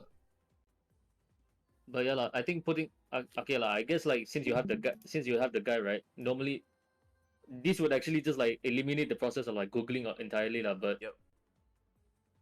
nevertheless, a lot about labbing is just like, for example, if it's a new character and you want to lab on your own, you want to research. You want to just research like bit by bit how this character is generally played and how what moves the character has. So if let's say okay, the guy is already there lah. But if let's say we're going the old-fashioned way, right? You would normally just like go through each of the move in the list and just like learn bit by bit lah. It's slow usually, yes, but it's the best way to learn how the moves work over time lah. Like you get a hands-on deck feel of how to deal with each and every move that the character has lah. Yep. Yeah. But 90% of the time, I do agree lah. Putting the Google document aside, you are most likely going to just be researching a lot of like Dragunov guides, just how to play and how the character works, and eventually the game just revolves around just studying how the info works on YouTube rather than the game itself. Like funnily enough. Like I think when I was in Tekken 7 when I was learning how to fight against Jack what is it? Hwarang, right? I spent 2 weeks inside the lab just trying to learn how to research the character, just researching what combo what is it? How do they do the combos? What's their general game plan, YouTube videos. Versus Arslan Tekken 8. Let's use this for example. Arslan Ash No. versus Nee is our next match. There was basically a first to 10 yesterday, yeah.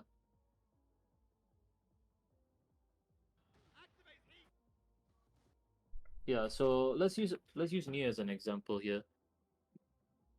Normally what I like to do, right, when I'm trying to lab how the character plays out, is that I always watch how the best of the best play the character. And for example, in this case, Nee, he's using Dragunov against Arslan Ash, one of the best players in the world. And spoiler alert lah, he managed to win the whole thing. He's 3 rounds down, but he picks up Dragunov and then he just like wins 3 rounds straight. So sometimes you will watch people like this and go, how do they do it?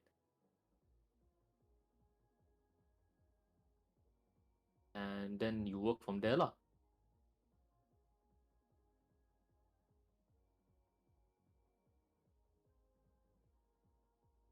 Khalid, well, I want to ask, where do you actually like put the what do you call it? Where are you streaming actually, if I may ask? Twitch. Twitch, huh? Yeah, and then Oh I'll shit. upload it on YouTube. Oh, oh, okay, that's cool. Yeah. Okay lah. Okay, back to the point here. So a lot of a lot of the guides just revolve around just doing your own research by researching what is it? How how the character plays out by watching matches of pro players do it, and just going through the list of the characters.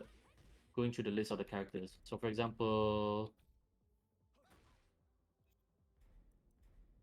let's say I pick a random move, right? QCF for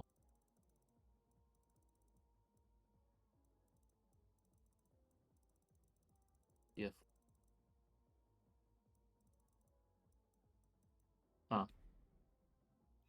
You see this move a lot lah in rank. Really fast, linear, but even then it's like quote unquote linear lah, because you're most likely gonna get clipped by it. So you think to yourself, how will you deal with this? Well, first and foremost, you need to understand the move by just going through each move lah. So in this case, QCF4 somewhat linear but has really good range. And in this case, they nerfed the move to have like really good pushback. And sadly, of course, you are minus on block for whatever reason. And it's also a heat engager as well. Okay, back to the point. First, you want to understand how each and every move works. For example, if let's say you want to go the old-fashioned route and just like, actually, I say old-fashioned, right? But it's actually one of the more effective ways of doing it. At least how I like to do it. I will go through each and every move and understand the properties of the move and how to work around them. So in this case, QCF4, you would see this a lot. So you want to go for the main moves first. And you want to understand like how like what the properties of the moves are and whether you can step it with whether there is any sort of counterplay to the move. Like in this case, pushback, then backdash once, and then make it wave.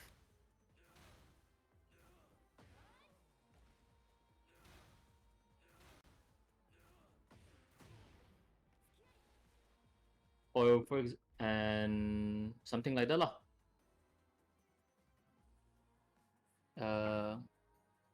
Is there anything else they ask or? No. Nobi was asking at the moment. Huh? Can I ask? No, nothing else at the moment, huh? Tu Yaguchi ada. Ada Yaguchi ada. Yaguchi. Huh? Oh yeah. You wanna ask anything? Can you hear me? Yeah. What is it? So let's say you know all the characters move and you know all the game plan. How do you apply that in a tournament setting? I mean, do you have a general game plan or you General got game. yeah, So yeah. How do basically, you how do you what? Sorry. how do you apply your game plan or any game plan towards any opponent? I mean, when in How a do I- tournament you cannot understand everyone play style, right? So do you have like a general game plan to approach a situation? Or How do I?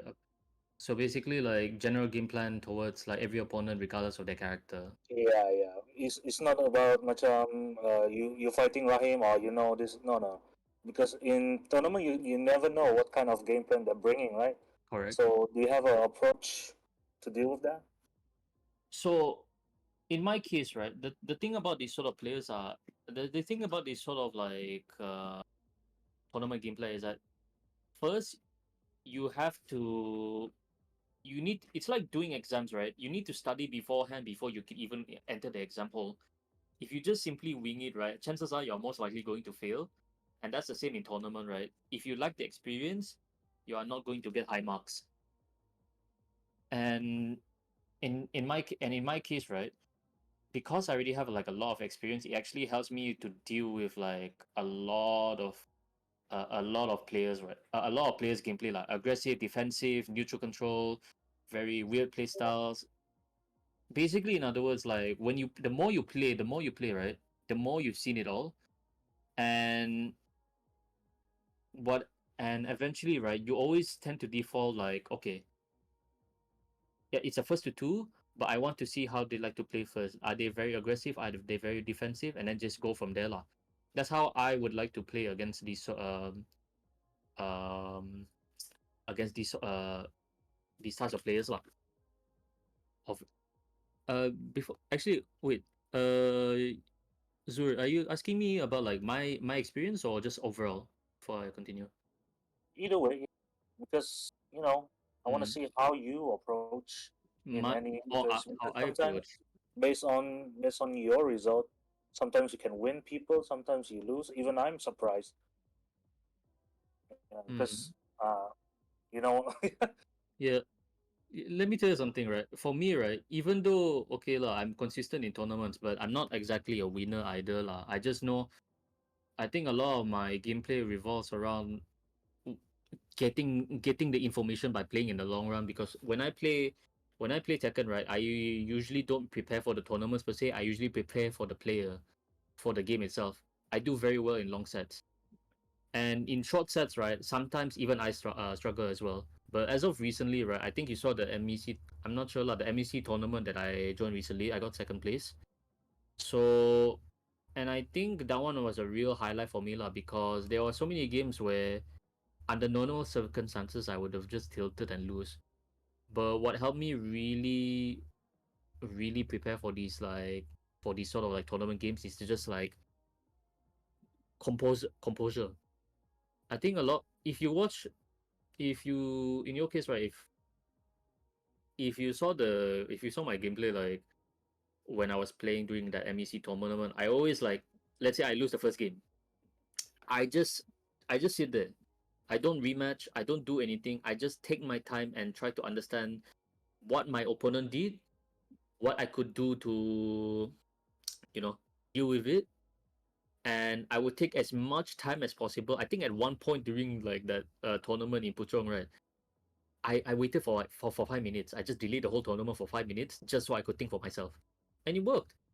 I managed to get into grand finals because I decided to take more time for myself. See, the thing about like tournament gameplay is that it's very hard to prepare for everyone. I would say even it might even be impossible to just simply adapt on the fly unless if you're someone like me or Aslan Ash. But there is no rule saying that you cannot just take the time to adapt for yourself. So sometimes when in tournament if I lose a round, I would just like take a step back and think to myself, what could I do better here? And I will take as much time as I need to compose myself and learn how my opponent plays, like just take it all in over time. And once I fully understand what I need to do, I play and then I lock in. And time again, this happens to show me results lah. I think I haven't tilted like or lost a lot because of it lah. It allowed me to think critically instead of just simply going in with emotion, and it allowed me to do better in tournaments because of it. Not only the MEC one that I did previously, but also some local tournaments that I joined over the course of like a few months lah. Even the what do you call it? You know this like the get good every Tuesday you guys like to do, right, Khalid? Uh-huh.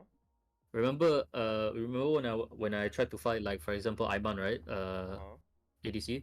Yeah, that's another good example I would like to say. So under normal circumstances, right? I'll put it up there lah. Iman's very good. I think I guess he's not here lah, but he's really good at the game. He's really improved a lot, and I think if he put in more effort, he would really outshine a lot of the Malaysians lah. No one really talks about him as much as they should. But in his case, right? If let's say I were to play and let's say I play against him, right? Because there were time he actually like got managed to get two games against me during like during the Get Good tournament lah. So like two games in a row, and how I managed to work around it is I would just take my time and not like simply just ready up and just play the rules right. I would just take my time and just think to myself, what does Iman like to do in these two games? Why did I lose two games in a first to three? What did he do that I'm not expecting? And then after I gather enough info of like the overall gameplay by composing myself and taking it slow, I lock in and I lock in and just do I need to do based on the experience I have. And yeah lah, that's how I deal with that's how I do things in tournaments. So in your case, right, Yaguchi, let's say you want to join a tournament, but let's say you don't feel that you have like a professional level tier of experience, right? You don't have enough experience, and you might not have enough what do you call it? You don't have the knowledge to deal with. You don't have the knowledge to deal with like a lot of the things that other people do because you don't know what you don't know. For example, so the way you can so the way you can deal with this, right, is whatever you study before, you just use every bit of knowledge you have in the tournament, and whatever gaps that you don't know, right, you would deal with that by just playing aggressive and just like preventing them from simply doing whatever they want lah, if you get what I mean. If you're able to play aggressive and prevent your opponent from enacting the game plan, you wouldn't you wouldn't need to deal with the knowledge checks because they have to deal with you instead. And normally in a long set, this would be a really bad thing because it leaves you open. But in the first to two, it doesn't actually matter at all because all it takes is two games and then GG shake my hand, and you can go home with a first prize. So do you get what I mean, Zur? Yeah, I like it. Yeah. Thank you. So a lot of the times, right, if let's say you don't understand something, if let's say you lack the knowledge to deal with a certain character or certain playstyle, rather than just take your time to learn and think about what your opponent is trying to do, I suggest you shouldn't do that because you don't have enough time. You don't have the luxury of time to simply like adapt to them. If you have the lots and lots of experience, fine. But in this case, let's assume you don't have like the experience at all. Rather than just like spend your time, like spend your two games trying to figure out your opponent, which they just need to win two games and win, and then you don't get experience at all. You just rush in and do whatever you need to do, like force your game plan towards them. For example, if let's say you're holding a conversation between you and your friend, right? You want to take the lead. You want to take the lead in the conversation. You want to be the one that talks more rather than be the guy who listens. And in the long run, that might not be a good thing. Maybe maybe eventually, right, your opponent will be able to like get the pacing, to take the pacing and then just like beat you in the long run. But again, you're in the first two. It does not matter if it's in the long run. You just need two games. You win. You shake their hand and then you move on with a smile on your face. So yeah lah. Yeah, thanks for the answer. I like it. One Yeah. more. Yeah. What makes a good player for your opinion? A good one. Personal opinion. A good player. Yeah. There are a variety of factors to take into consideration lah. So a good player is someone who not only has good knowledge about the game, but also knows how to enact it in any given scenario. So, for example, let's say I'm using King, for example. I'm using King. My game plan is I want to throw my opponent. I want to make sure. Okay, two things lah. I want to throw my opponent, and I want to use my counter tools like shove, downfall 2, and all that to force them to what do you call it? If they like to press buttons, I like to use my counter tools. If they stop pressing buttons, I like to use my chain tools. Basically, I got two. You got two game plans that loop around each other lah. Over and over and over. That's the king gameplay right there. If they don't press anything, you throw. If they do like to press, you use your counter tools. That's king in a nutshell.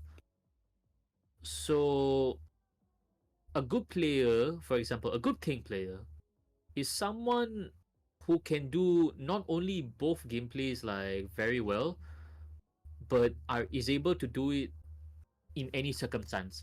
So if this guy that he's fighting is very passive, he knows how to adapt to the situation and just do the grabs. But if he knows that the guy is aggressive, he stays on the back foot, he takes his time, and then just counter hits the guy by placing his shots correctly. In other words, a good player is someone who knows how to who knows his stuff and is able to execute it on the spot without any hesitation. Was it not hesitation? Without any problems whatsoever lah. And if I were to give you an example, right? Someone who is able to adapt. If let's say we're gonna talk, let's use professional players for example. Let's use Aslan Ash for example. Aslan Ash is someone who he knows how to play aggressive, he knows how to play defensive, and he knows how to control the neutral very well. He knows how to play all of these three types of gameplay very effectively. And he takes a and how he does this is basically he takes a good look at his opponent. He just does whatever he needs to do, right? He just plays however he wants. But he sees how his opponent tries to respond to the situation. And let's say the guy likes to do keep out buttons, the guy likes to just play passive.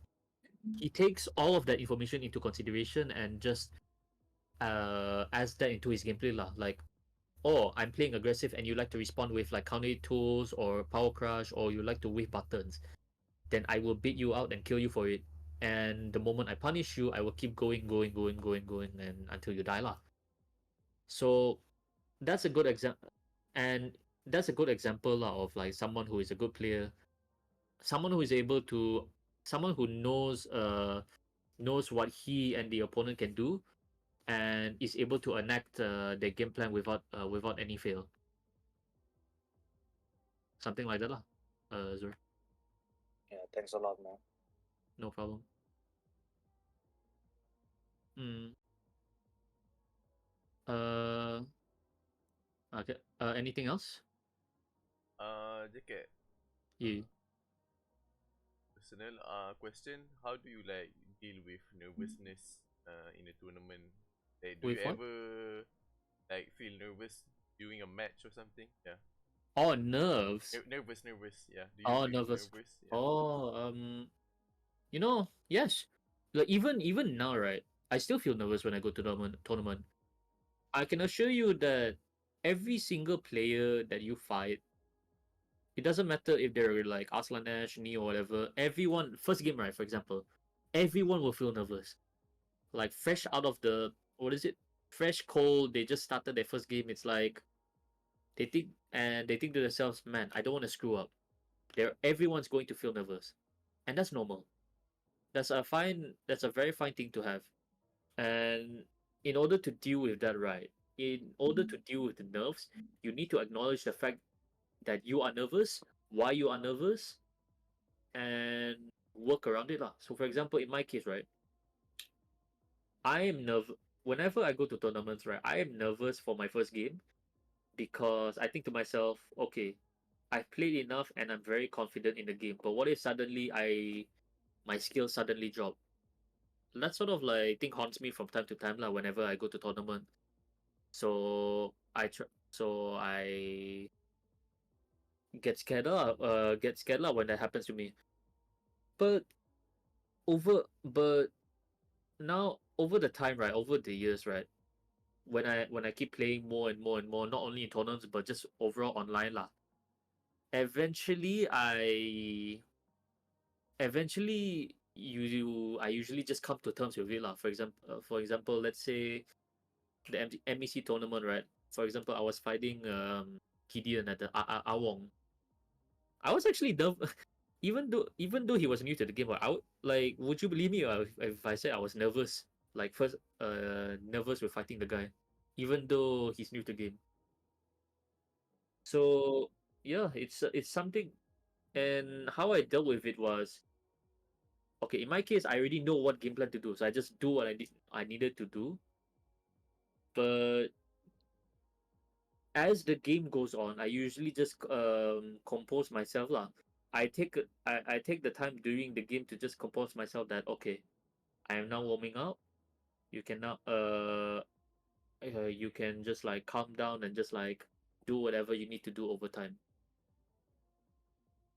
So what I'm trying to say is nerves are something that is natural to you, and it's actually really hard to deal with it. Like even our Slanesh, even me, we all have nerves, and it's not something that will actually go away whether you like it or not. No matter how good at the game you are, human nature prevents that. However, as long as you acknowledge as long as you acknowledge you are nervous, and as long as you understand that okay, I am nervous, but I want to win. Like you basically build the confidence for yourself. In other words, placebo effect lah. You gaslight yourself into wanting to improve. Eventually, the nerves will go away as the game goes on. So the answer here is you cannot get rid of nerves. What is it?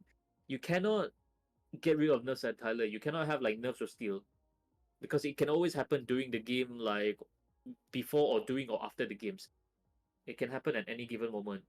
What you should be focusing on is I have nerves. How I have nerves, and that is okay. That is a fine thing for me to have, and I should focus on trying to play the game. Like, do you get what I mean? Yeah, totally. Yeah. So yeah, you cannot get rid of nerves. I'm sorry. You cannot get rid of nerves completely. It will always come with you, no matter how good at the game you are. I still get nerves as well. It's the sort of thing that you just need to tell yourself, I am nervous, and that is okay. That is all. Yeah. Right. Yeah. So, anything else? Anyone? Shao, Zapsik, uh, anyone? Anyone? Any kind of questions? Well, if Um, I'll, huh? no. I have nothing. I'll talk about this last one lah. How do you learn from a loss? Oh yeah, sorry. Yeah. Jacket. I think before you want to touch one thing before, but you didn't get to it. How about mental block in tournament? How you do that? Oh yeah. Um. Ina asked that, right? I thought I answered that already. Answer Did I that. not? Did I not lah? Okay, I'll get to Oh that no. then. Mental block. So mental block. What does okay. So by definition, mental block means uh not understanding what you need to do in. Wait, is this tournament or doing like casuals or Uh, Be anything. in general lah. in general? So mental block. Basically, mental block is just the idea of not being able to enact what you want because you're either tunnel visioning, you're tilted, you're angry, and you cannot get into the right headspace to deal with your opponent. Basically, Mm. you are facing a wall that you are trying to get over, and while you are trying to climb that wall, you are losing over and over and over, and the wall gets higher and higher because you do not understand what you are facing. So why does this happen? This happens because like you don't it's because of a variety of factors. A, tilt. You are angry that you are losing to this, even though you know what you're looking at. You are too angry that you keep getting hit by it. For example, you know he's going to do a keep out launcher, but you keep getting hit by it despite the fact that you dash block, and then you get yourself Mm. angry. How am I getting hit by this? This guy is fucking garbage. Uh, and that's like part A. B, lack of knowledge. So you could find like a new character, for example, let's say let's say Victor. let let's say yeah, let's just use the new characters like Victor. Mm. New character, no one really you don't really know how to play against the character properly, and then you just add a loss lah for what to do. Yeah. And that leads to a mental block, not because you're tilted, but because like you're thinking to yourself, what the hell is this guy doing? I don't understand a single thing he just did there, and I'm losing. And three, the third one would be okay. So there's anger, tunnel visioning. So tunnel visioning isn't exactly anger or lack of knowledge, but more like you see it actually is it's a mental block in a sense that you notice a certain aspect of a gameplay that your opponent is doing, even though that's not actually the main thing that you should be focusing on. So for example, let's say the opponent likes to do let's say the opponent likes to pressure and what is it, not pressure like they like to do like keep out stuff lah, like for example 3+, let's say Brian, right, they like to do 3+4, they like to do orbital, they like to keep out snake edge and whatever lah, anything that like if you approach them you die, for example. So if you so some people, right, they they would tunnel vision, and then the moment they see the orbital, it's like, oh, they are just doing keep out launches. I will simply like beat it out lah.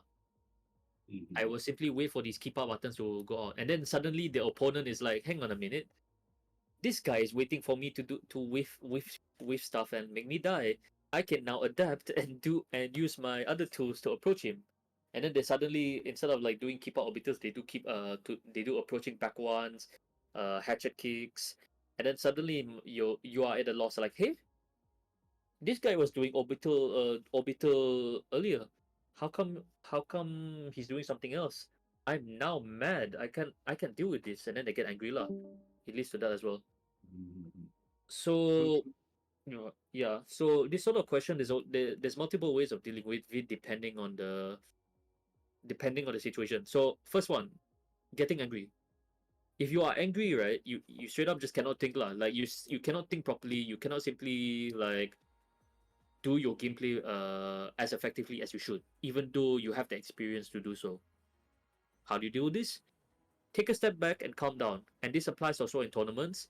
If let's say you got angry that you died in a certain scenario, certain way, in a certain scenario that you shouldn't have, you should just sit back and just tell yourself, okay, even though I don't like the fact that I got hit by that, I should just calm myself, take the time, inner peace, and just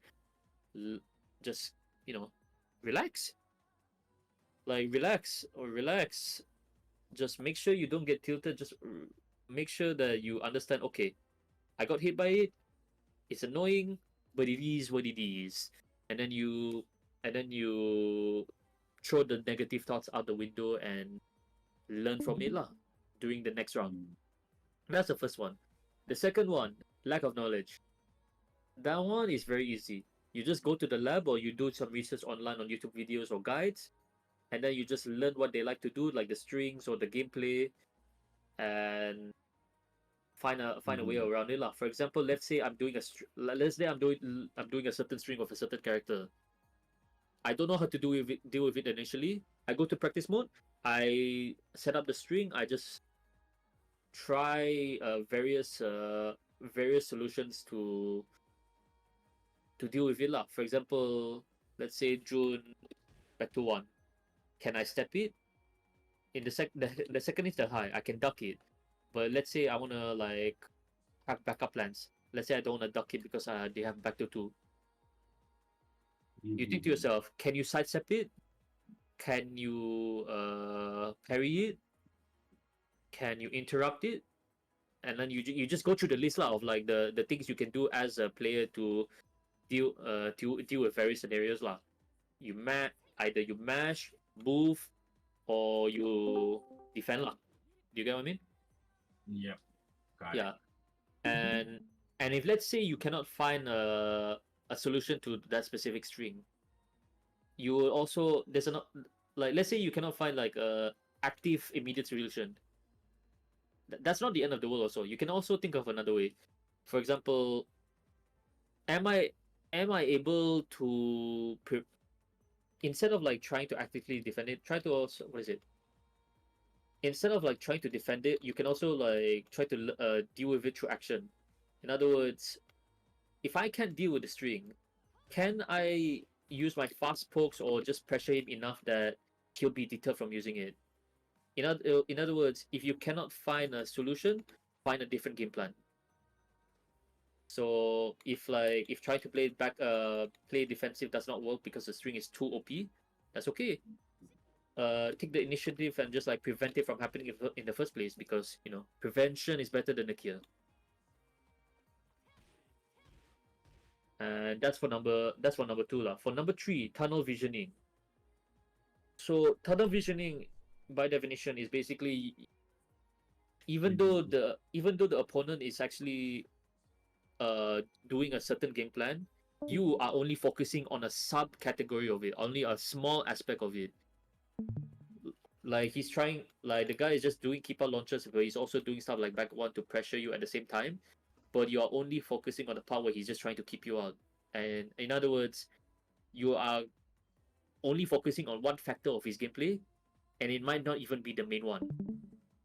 So to deal with this, you always need to keep an open mind no matter what.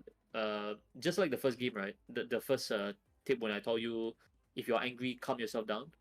Tunnel visioning is the same thing. You not only do you calm yourself down, you just tell yourself, okay, I should open my mind. I cannot. I should tell myself, is he really only just doing keep out launches? Is there something else he's doing that I'm not actually paying attention to? Basically, open your third eye and just like think to yourself, what else is he doing? And then just go from there lah. Because a lot of players, right, they tend to just like focus on one aspect of their gameplay when it's actually like a multitude of factors. They limit themselves to one aspect rather than the whole what is it? The whole thing lah. And if Yeah. you're able to leave your if you're able to open yourself, like don't focus on one aspect entirely, you're able to you're able to see things from a bigger picture and just deal with the situations accordingly with ease without needing to go into tilt mode and then lose like several games in a row. Of Yeah. course, yeah, of course, even though I say this, right, it's not easier said than done. Eventually, right, you are just going to meet someone who will outclass you in gameplay no matter what. Like they're just that good. They're that guy who can really beat you just from like fundamentals alone. And you know what? That also comes down to tip number two. You are losing not because of character experience this time, but because of player experience, and that's completely fine. Even though even though you're losing to these type of players because you don't know how to deal with them, not the character but the player itself, you should just tell yourself, okay, that's fine. The guy is outclassing me. I shouldn't let my ego get in the way. Like funny coming from me lah, but I shouldn't let my ego get in the way, and I should just learn how to play the character and then learn. Mhm. Like take the experience. So hopefully, yeah. So all in all, right, when you're dealing with these sort of players, you like the main goal through all of these three tips is you always want to just keep an open mind and not let yourself get carried away. Always keep an open mind regardless of whether you're tilted, whether you're tunnel visioning, or whether you're lacking information. Don't let yourself get angry. In the next possible round or next possible match, just tell yourself, okay, if I don't know how to deal with this now, but I can learn this over time, and eventually that reduces the tilt over and over and over, and then eventually you're going to get like very experienced in dealing with all the situations lah. That's how you deal with tilt. All right. Yeah, it's something that will happen regardless, but the more you keep yourself composed and just like tell yourself that you are willing to learn, you want to learn as much as possible, you will eventually tilt less and less and less, and then you start winning. And I can say this because I'm speaking from experience lah. I used to be a very salty boy, but eventually I grew to the mentality of I want to learn. This tilting is not fun, and the more I learn, the more I play with people, the more I ask for advice. Like I ask questions. Eventually, I win more and I tilt less, and I start getting more consistent in like both casuals, short sets like the get good tournaments, and in actual tournaments like the MEC where I got second place. Because I'm not sure if, I'm not sure about you guys lah, but in my case, I'm really bad in short sets because I can tend to get tilted easily and I can't adapt in time.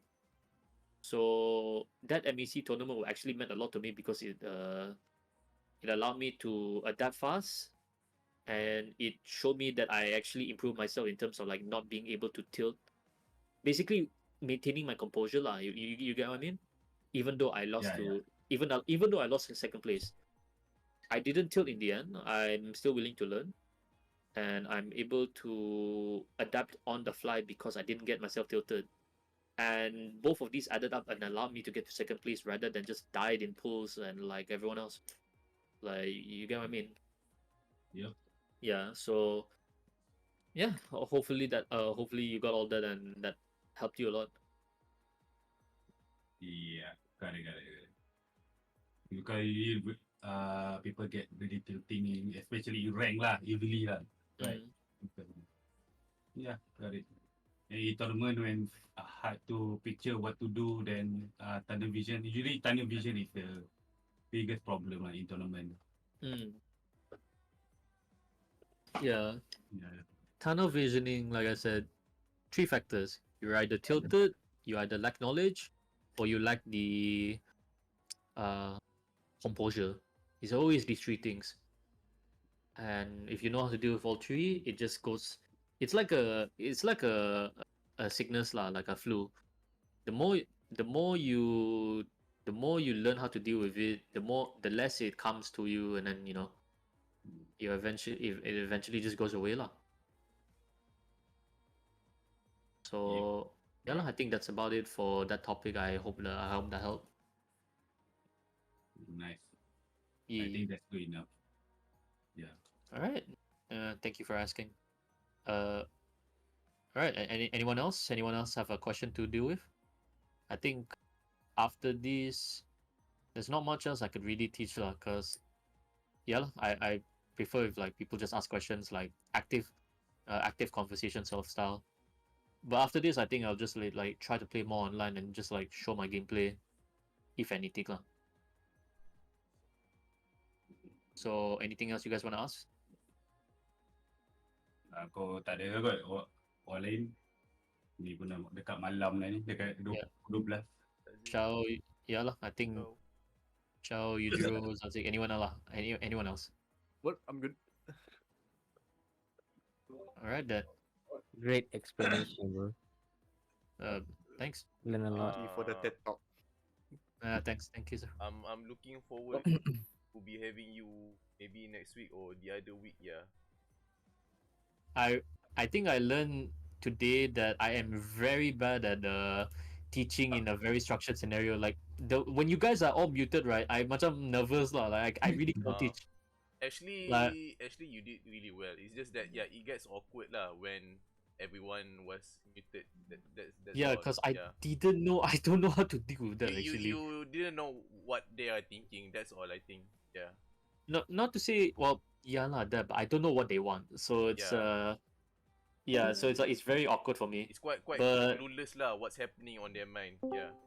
Yeah. Yeah. So it's like I don't know what they want. I don't know if what I'm saying is just I'm going off tangent or is it even necessary to them.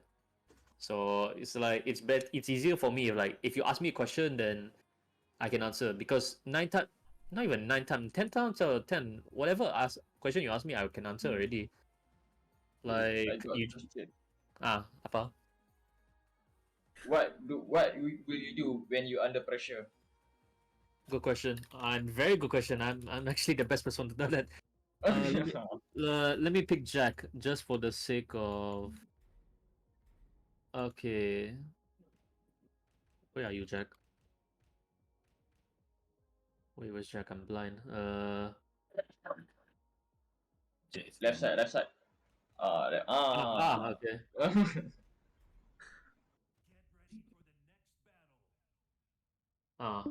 So what is okay?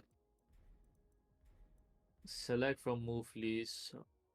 Where is 442?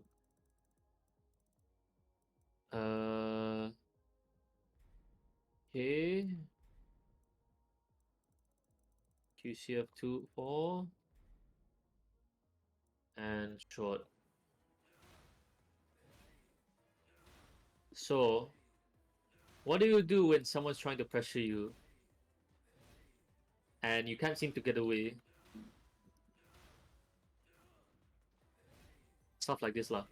So, the thing about pressure, right, is that most enemies who are okay, I assume that the opponent is smart at doing their pressure lah, not just like blindly doing moves like this lah, for example, because that's easy. So someone who's pressuring you, right? Their main objective is to just like get you to crack. They just you enforce plus frames and just chip you down bit by bit with low pokes, or maybe just frame traps if you like to mash a lot lah, or just more plus frames. In other words, they are trying to get into your head. So how do you deal with this?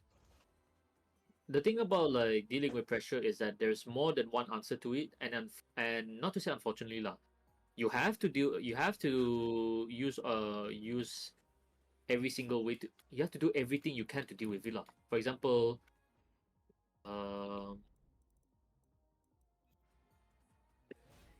running to lah.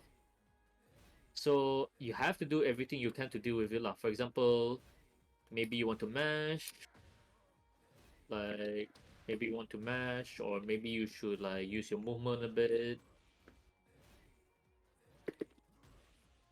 Basically, depending on like the character you're playing, and depending on who you're facing, you want to use everything you can without cracking. In Tekken 8, it's a bit harder because you have the chip system, which the more you block, the more it's going to hurt you. So, but if you think about it, right, even though there's chip damage in the game, it just means that you have to think faster in terms of how to deal with this situation. You cannot you are not given the luxury to simply block anymore. So you got less time to block, but the game plan is still the same. You just need to work around the pressure and just like go from there lah. So for example, you're finding a Dragunov and then you're just eating chip damage. You're just eating the running tools and then all that gray life. Now you're like half HP. And you realize to yourself, man, blocking sucks. Especially when you're fat. Look at this character. Cannot stare, cannot do anything. So what can you do? Well, first things first, you need to assess the opponent lah. Is he trying to play smart? Is he using his jabs, his counter tools? Is he trying to actually like frame trap you lah? Or is he just getting greedy and doing this shit over and over and over? And then second part. Let's say we assess that the guy you're fighting is an idiot and he likes to simply just smash to just simply do running tool over and over and over again, like this guy. First thing first, you got the option of like frame mashing, because even though the frame trap they could potentially do is scary, like if let's say they have a fast counting launcher that can kill you, even though the threat of that is scary, if you are 100% sure they are not doing it right, then it's okay, because you can always interrupt and deal with it. And in Tekken 8, now you got a panic move. This. Yeah, it's smash. So you can treat, I don't know why, like, okay, sure it loses to lows and throws, right? But because it's so fast, I don't think as long as you're not obvious about it, it's a sort of move where if you're under pressure, it's like, oh, okay, I'm under pressure, get out for jail free. Haha, now I'm in heat, haha. For Yujiro's situation, just do expression. Oh damn. Oh wait, No. what? Not every time lah. Wait, every time good. Every wait, what's his what do you call it? Heat smash? 2+3. 2+3. Oh, just 2+3 only. Okay. Just 2+3. It's universal. Ah, okay. Say we Richard. Yeah. Stuff like this lah. So apart from the fact that you can just like mash using your fast counting tools like this, or if you have heat, right, and you have the HP to spend it, you just get off jail free card, you just use your heat smash, and then now you can reset neutral. You can also use your movement. Now, even though it's Jack, right, fat character. Yeah, fact check. Now, the fun thing about Jack specifically, and I guess if Mardak, since he's most likely coming back, is that their sidestep right is better than sidestep left. Actually, their lateral movement is not shit. It's the fact that they are big bodied that prevents them from stepping a lot. So, Oh. step on, like, and Oh. this is with Jack, by the way. You can just like step block and just like, in other words, you use your movement, you step block, and if let's say they use like a fast tool like down for one, that's fine. If you get hit by down for one, it's whatever. Because let's say, oh, okay. Let's say for this, for example, in this case, Oh. yeah, you cannot step it lah because you memang gemuk. And you, now you got, yeah, see, like you want to step also cannot. Oh. And but you also need to think to yourself, right? Okay, he's preventing me from stepping by doing down for one, but you can also think of it in a positive manner lah. For example, okay, I cannot step because he's doing down for one, but because he's doing down for one, he not only is in minus, he wasted his turn. So that means like the moment he's minus two, right? The moment he's minus two, right? Like he does down for one, he wasted his turn. Now I can start doing my whatever I need to get the fuck out. Like jab, jab, jab. Oh, okay, he wasted his turn. Now he cannot do running two again because he wasted himself with down for one. Now I can just jab and then reset the neutral by down for one, and like go from there. Like see, like now he wants to do running two. How? You wasted your turn just because, all because you decided to finish out down for one. You wasted your turn, and now you want to do it again, pun susah. Because now you need to get in again. Like, do you see what? Do you see what I mean? You are basically just like using your interrupts. Oh, sorry. Using your interrupt, yeah, using your interrupt and your movement, right? You are able to condition to your opponent to go, okay, I cannot simply pressure you mindlessly forever. Otherwise, he's gonna kill me for it. See? Yeah, he cannot, like, you condition the guy by mashing enough and using your movement enough, prevent them from simply like mindlessly doing like chip moves like this over and over and over. So what if, let's say, I change the character from Dragunov to Victor? The same case scenario will always be there, except now Victor is a bit tougher because now he has a more scarier counter launcher, which is 1+2. Save 15 frames and your running 2 is +5. Struggle. Yeah, struggle lah. Victor main. Character. Yeah. 1+3 for the carry. Yeah. Anyways, okay, let's use this now again. So you basically just condition them enough to prevent them from just looping the same like bullshit chip damaging move over and over. And now they need to use other tools like they jabs or they down for one. But that means that, like, even if they use their jab, right, it basically resets the tempo so that both sides are in a somewhat even state. You get what I mean? Like, would you rather eat like multiple running twos, or would you rather like block 5 jabs in a row and just backdash away? Like, I would obviously take the latter because you would rather you would rather take a like harmless move like a jab than multiple running twos in a row, which, like, counter launcher and chip damage and huge knockdown damage like that. So yeah.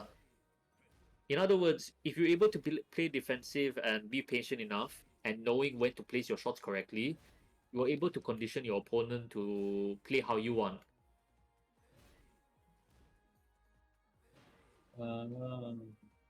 Yeah. And if, let's say, Dragunov doesn't like entice you, let me use Victor. And the best part about this is that, like I said, I haven't played a single game of TA. This is all purely just labbing. and I can still make it work. So if I can make this work with just like pure labbing experience alone, I'm sure you can do it. Do the same thing by actually playing the game. So let's see. Yeah, all of this is just from pure experience, not only from like labbing, but from like past experience. Everything I've been talking about throughout this entire 2 hours is something that you can use regardless of what game you play, or who you play, or how you play. Because Tekken is a very fair, balanced. It's a somewhat balanced game where every character can be beaten in any way you can think of, as long as you are strong in the basics.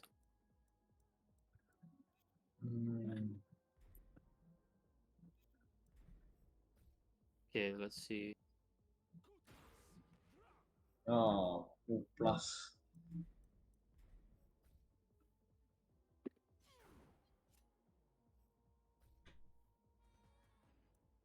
Let's start with this.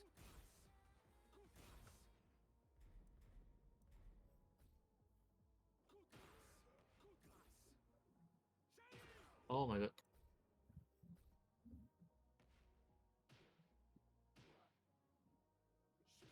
Oh my god.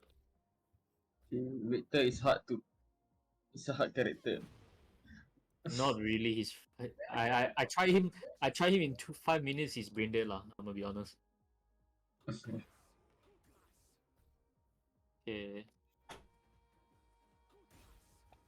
There we go. Now this case, how do you do with this? Can't step left, but but in Jack's case, he can step right. Or walk right lah. Oh, even step also, even better.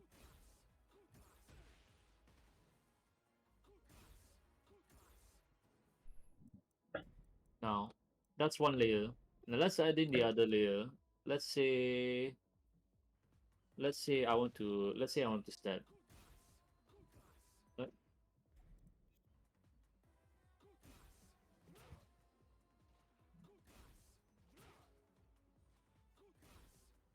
Cannot.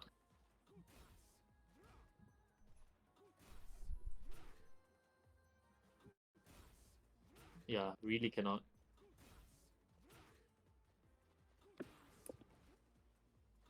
Oh. Yeah, you try to step so like even off axis, good luck lah. Like purely frame trap, just like that. If you mash, like I'm not like there's a chance he could even get up and just like do I don't know, some grounded hitting move to keep to get a full combo. I don't know if he's able to do that. But the point is, it's not exactly in my favor because Victor can still get like a grounded hit in a way. And it's a counter launcher. So much as late, I die lah. I do 2 jab also, I die. So how do you deal with this? It's the same as a running 2 lah, except now the stakes are higher. As long as if you use your movement and if you interrupt well enough, you are able to condition them to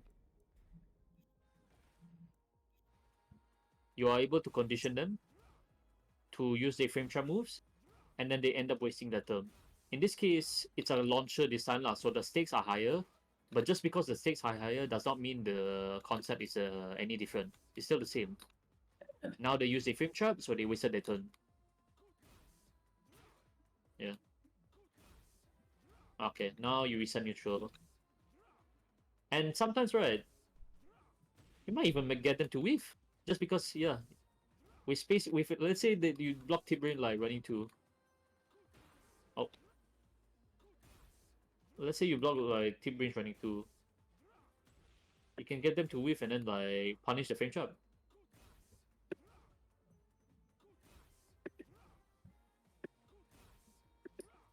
Something like that lah. And that's because like you decided to move around and interrupt enough that you forced them to frame trap in the first place. You get what I mean? I see. Okay. So basically, right. But Okay, lah, I think a better way. Let me just use Victor directly so that it drives the point home.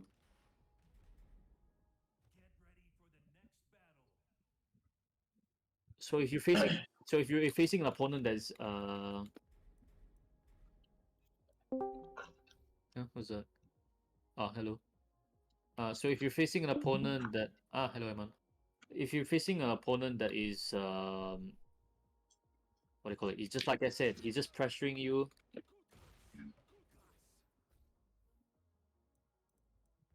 And I mix up with this.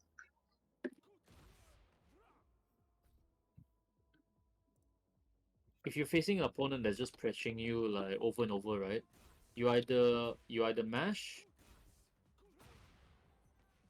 If let's say you know that he's going to see, if you predict that he's not going to do anything with the frames, you can use your you can interrupt by doing a fast counter hit launcher or whatever is the best thing that he has. Or you can use your movement. So if you mix both of them, right, they'll eventually realize that just spamming running two or up for one moves over and over is not gonna suffice. You see what I mean? Yeah, if you use your movement and if you use your frames a lot, like you interrupt, eventually they'll be discouraged from simply like pressing buttons over and over and over. So then they will start doing frame traps. Like, okay, let's say they want to do frame trap. Let's say they know you are going to move a lot. Better with Victor. Now you can move. But now you cannot mash lah. So now they want to do frame trap. Mati. Bye bye. Conley launcher, no chance. See? Oh.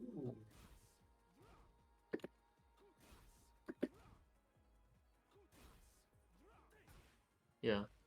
You can backdash, you can sidestep. But if the moment they try to frame trap, mati. See what I mean? I see. Yeah, you use your movement and use your ability to just simply let me put a random scenario. Like let's say they just guess between the two. Yeah, see? Whatever combo lah. Yeah, basically you can choose between the two lah. So what I like to do, right? For example, if let's say, oh yeah, this reminds me of a training scenario that I don't think I talked about it yet. So sometimes when I'm facing a character that's pressuring me in certain scenarios, like for example, Huarang down 3-4, I would add. Yeah, that's a good example actually. I didn't think about that. So I would record Huarang doing down 3-4 into, for example, the Hell Sweep, the launcher. I would just like record multiple scenarios that you would normally see Huarang players like to do. And from there, I would just like let the bot play out lah. The goal is not to what is it? The goal is not to find a one trick fits all solution because usually this sort of things is quite impossible lah. Especially if the opponent changes their timing. But it's more about getting comfortable with the scenario. So in this case, right, I would just like let's okay, I don't know how all Victor players play lah. I'm just using this as an example.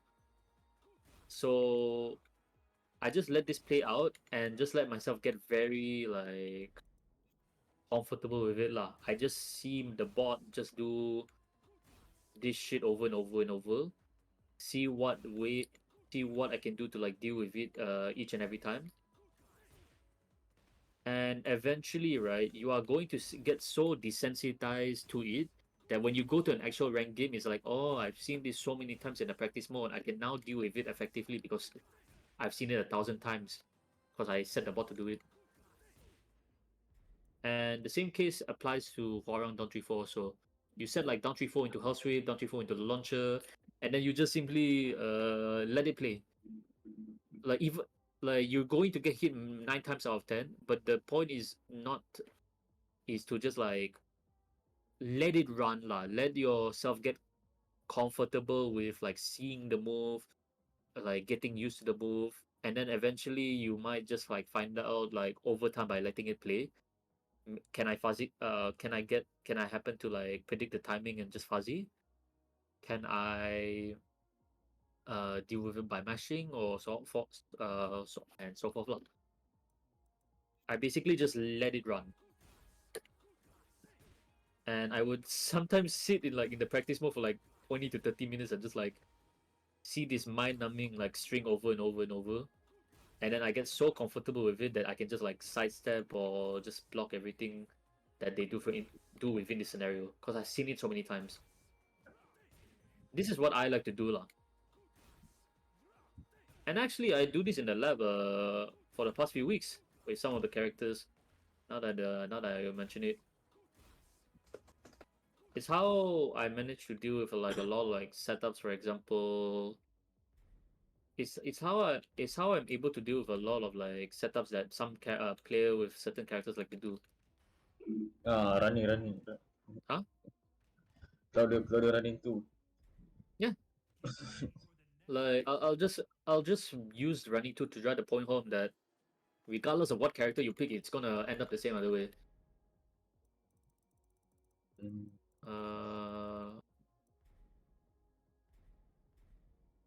Okay, let's see. Running two.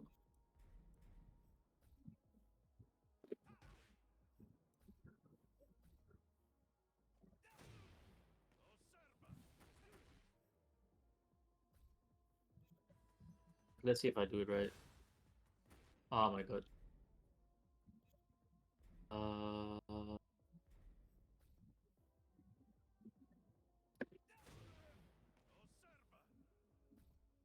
Okay. There you go.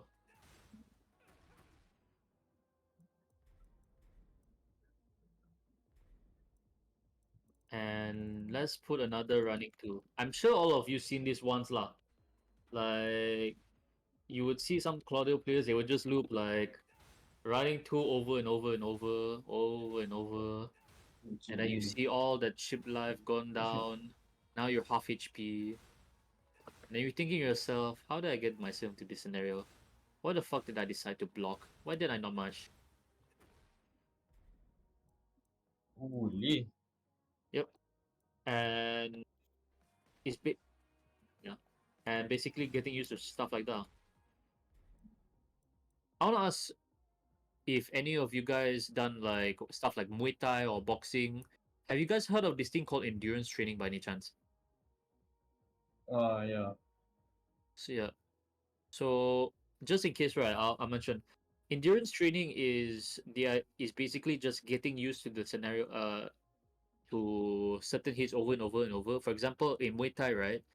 In Muay Thai, they would actually they would sometimes like what do you call it? Kick your shins or punch your stomach to make sure that you really get used to the punches. Basically, you endure the training. You endure the hits to improve yourself over time. You eventually like get used to it. And the same goes for in my case, I take jujitsu. So sometimes in training they will throw you over and over and over and over. Like you will get so comfortable to getting thrown over that when you face it in a real life scenario, you don't panic. You macam okay, he throw me like this. I will throw him like this. Something like that lah. And the same thing applies here. You've seen this scenario like few million times to the point that okay lah, I dah biasa dah, tak kisah. Oh my god. Sakit lah. Oh. Yeah. But now it's even easier. Like now you can just like step block a bit and it will whiff. Back then it's a bit harder. See? Yeah, Oh, in Tekken 7 the tracking is a bit like fucked up. Yeah, so now you can like yeah. It still tracks quite well lah, but like at least you're able to step it. You see what I mean?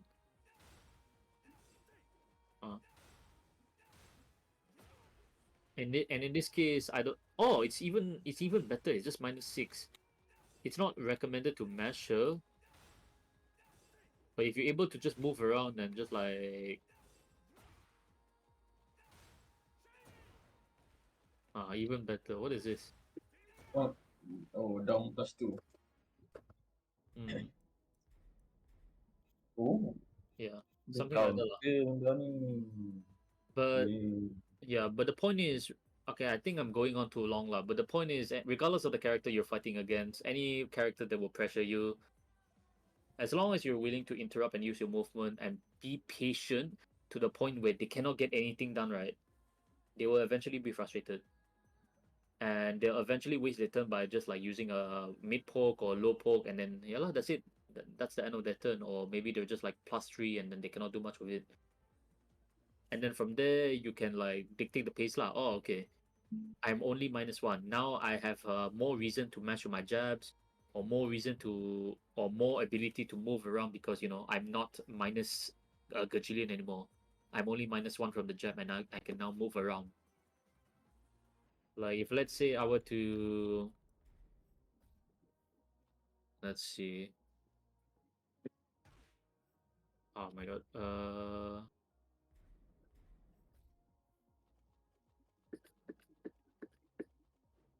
Okay.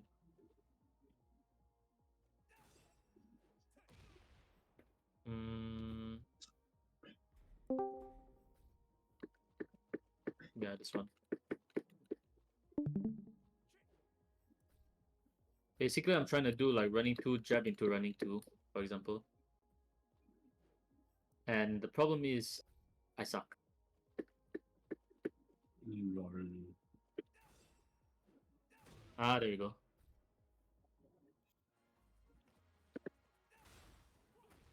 Oh. So in this case, right?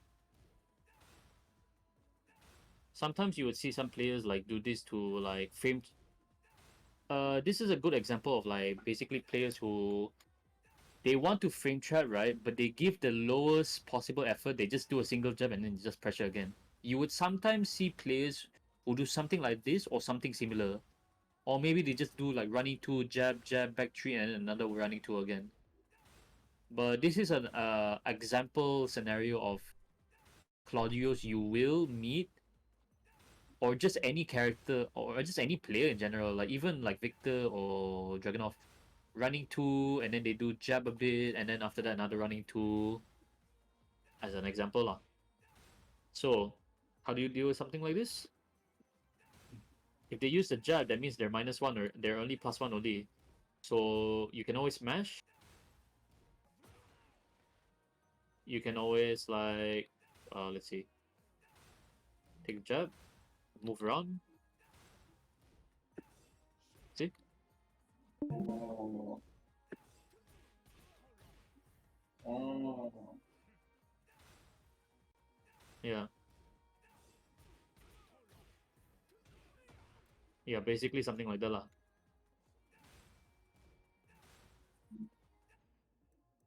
The scenario will, no matter the character they use, the scenario will always be the same. It's either they do the plus frames into mix up, or they loop the fast frames over and over and over because they think you are very afraid, or they just do the lowest possible effort for frame trap and they just like repeat the same process over and over. Sometimes with a few more jams and mids, but it's ultimately the same. They all play like this. Small frame trap and then more pressure again. How do you deal with this? The moment they do the jab, they're only +1 lah. So unless if they have a 10 frame counter launcher, which I doubt, just mash away.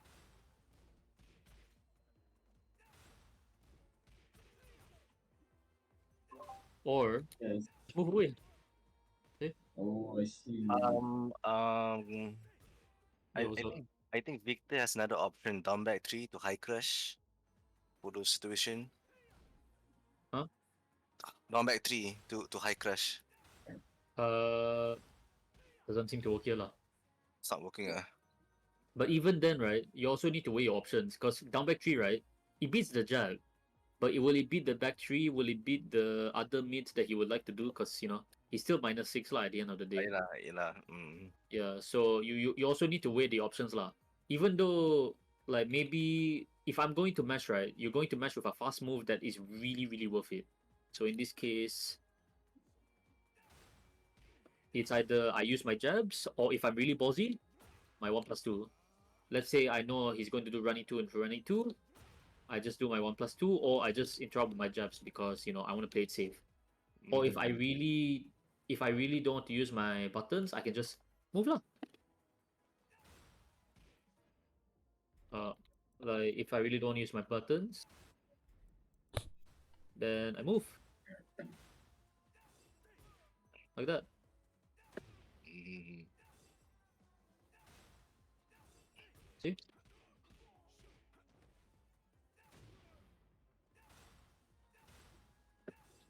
Something like that lah. A bit of chip damage and then you get the poke.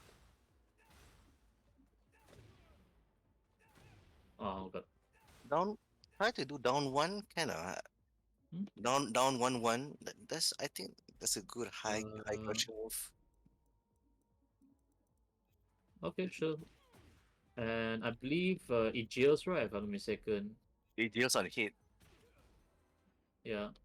The problem I have with this, right? From what I've tried, is okay. In this case, Claudio is 2+ to do that. But even then, right? That's the only thing you get. And even if they do block it, right? And even if you do manage to somehow crush the jab, what if suddenly the Claudio is like, okay, I realize this guy likes to press buttons that are high crushing and slow. Why not I just do hop kick? Why not I just do like back three? What else? What is this? Not back one. There was another move that is like ridiculous. Down 4-3, which is actually insane. Hit conformable mid that leads to high damage at the wall, abuse at the wall. Just down 4-3, down 4-3, down 4-3. Oh, you got hit by the first hit. Down 4-3-1. Which is actually one of Claudio's main friend traps, especially at the wall lah. So if Claudio does like running to you at the wall, he'll do that. So better to step it up. Yeah, back to where you started lah. So it's like, even if you want to interrupt the character, you want to be able to interrupt in the smartest way possible. So if let's say you're using King, you want to use your jabs, your back one, you want to use your anything fast and doesn't put you in a shit situation. Like it covers most options, if not all, and it leaves your opponent like on the back foot if they even try and like mix you up again. Like basically, make them really pay for it lah. You know what I mean? Yeah. In this case, and in some case scenario, if you manage to get them to like just simply do the lowest possible frame trap aim, then by all means, you win. They are not like, this is a good thing in the long run. Because now, instead of like looping the running 2 over and over, you got them to waste their turn with the jabs, and now you can start mashing lah. So yeah, I think that's about it for that regard lah. I think I overextended my talk a bit, but I wanted to drive the point home that I pick Dragunov, I pick Victor, I pick Claudio. Sama. You can do this to anyone, any character. I see. Yeah. That's a good. Yeah, hopefully that That's a helped good out. tip. Thank you. Yeah, it helped me a lot. Yeah, thanks. I don't usually sidestep. Yeah. Yeah. I mean, to be fair, you guna Negan pun susah lah sebab ada badan besar lah. So I can understand why you won't really step as much lah. I can really understand that. But now, because you go using Victor, right, you have to use your movement more because you have the privilege to do so.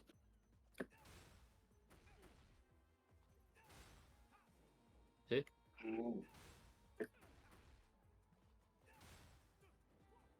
Boleh sidestep. Low tu. Uh, yes and no, because the thing is, if you sidestep right, duck right, it makes it makes your hitbox a bit smaller. So if you crouch like this, right, in even in Tekken 7, if you crouch, your lower and upper hitbox are actually shrinks. So you are able to make some things with it that shouldn't be possible in the first place lah. For example, if let's say doing run if let's say you're doing running 2 into dumbbell 4-3, sometimes you want to step, you cannot do that. But if you sidestep block, not only do you cover the low if you get hit, most of the time this happens. Ooh. See? I guess it's easier now that Tekken 8 has really good sidestep. But I mean, this was the sort of thing that happens in Tekken 7 also lah.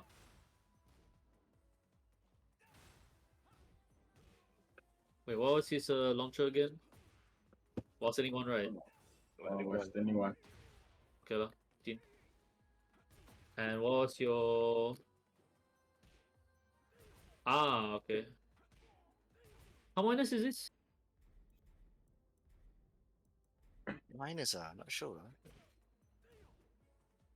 23, oh shit. Wish boleh. But- Wow. But if Okay. you put duck hit, the second hit will be. That's insane. But then again,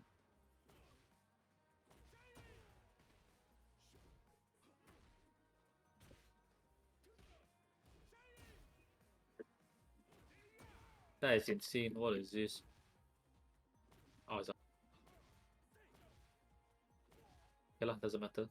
Point is, any character you fight against that is trying to pressure you, use your movement, use your fast tools to help interrupt if they're trying to get greedy with the running 2 into running 2. And if they start trying to frame chat, that's good for you also. It means that they're wasting their turn, and it allows you to simply mash more if you feel like they're going to do something like this lah. If you feel like they're going to do something like this because you decided to move and mash, now you realize, oh, okay, now they are making a flowchart for themselves. Running 2, jab, running 2, or running 2, jab, jab, running 2. Apalah. So now you get to mash. Now you get to time your ducks well lah. You can use that jab as an indicator that, oh, he's trying to do the lowest possible frame trap. I can now either mash or do whatever I want lah. Oh my god, the active frame. You see what I mean? No. I mean, you get what I mean, Kak? I get it.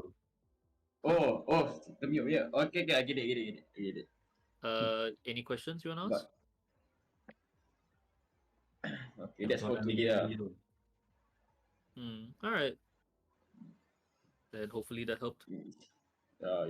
Big help. Thank you. Very big. So yeah, thanks. Anyone else? Anyone else got questions?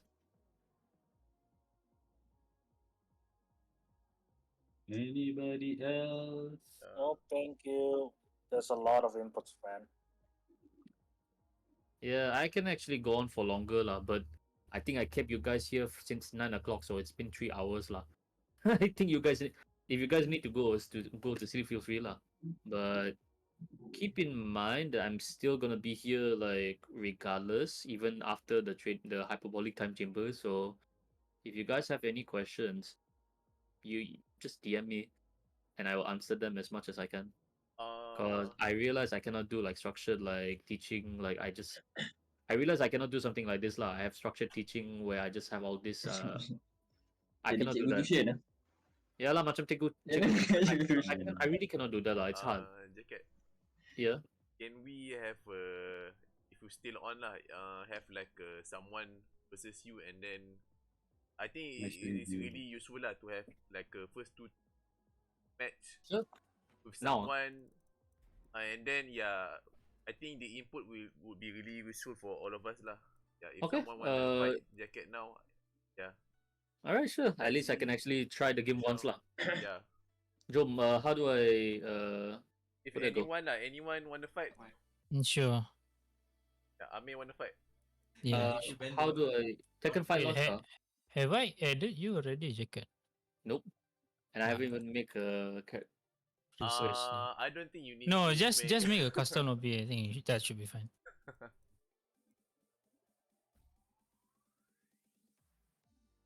Lemau.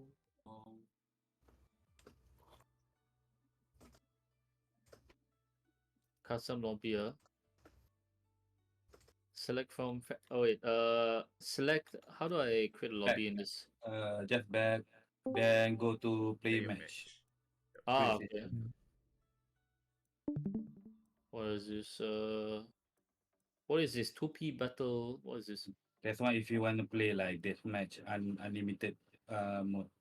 Ah, okay. So in this case, how do you want it? If you want, okay, maximum number participation is how many you want Okay in the lah, lobby. like previous one. You can Okay, also go to advanced advanced. setting, first two. No. Set the victory condition. Yeah, first two. You can also do it first to up to you lah. Can lah. Boys. Yo, what's up? So create a session? Yep. Yeah. Wait, I haven't added. That's a problem. How do I? Triangle, invite. Okay. Wait, what's your name on Steam? Eh. No, I Yeah, have not added you. I guess so. I'll add you now. The hell? Wait, I'm gonna send you through. Yeah, that also works. This? That doesn't work. No. I give the friend. Ay, susah ada nickname yang unique sangat eh. I give you my friend code on Discord. Okay, that works. Yeah, got it. What How do I the- change? you guys Character I got can change in game, right? Because I see Paul there. I'm not sure. Yeah. And then you can add me. You can invite me. Jacket, what character you covered today, bro? No characters, it's basic not- fundamentals. Yeah, because I this is my. Funny enough, this is the first time I'm playing Tekken 8 today. Oh, Right now. really? Holy shit. Cody took your For online. race, by the way. Sorry for my roommate. Jacket Uh, means for online play first time. How do I wait? How come I cannot invite? Because How your about- team friend somehow is not connected. You can simply do the that work. Okay. Yeah. Oh, that also works. Ego Stika says thank you, Mr. Jacket, for your lesson. Sorry, what is it? He says thank you, Mr. Jacket, for lesson. Oh, who said that? His name is Ego Stika. Irustiga. All right, no problem, Irustiga. No problem. Thanks for stopping by. Okay, so what? I just. Okay. But I don't think I want to select Paul though. Oh, never mind. No, it's a normal play match. Yeah, I'll just Push. That's, I want to play June, so I'll play June. Yes,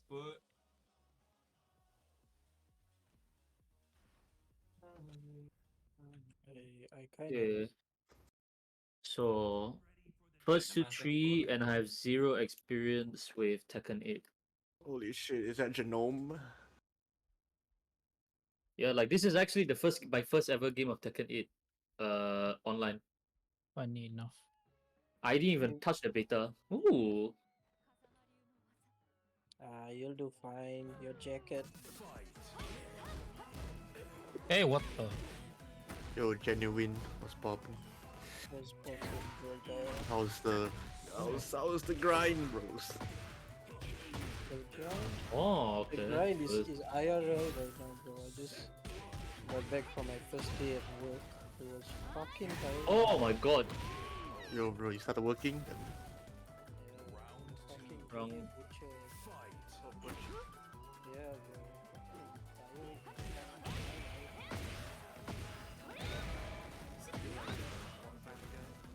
Aku sih bunuh AFK.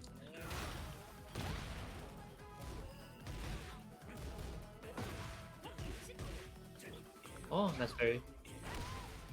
Kau bunyi That's minus 15. Oh, -3. Okay. Minus 15. Literally launchable.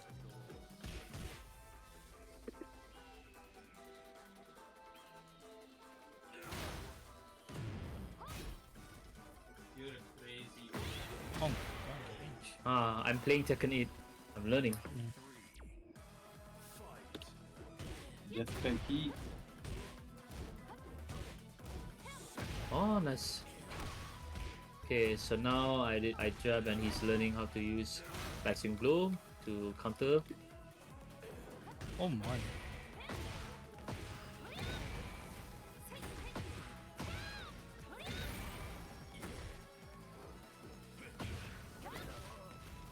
Apa kau mati dengan orang AFK?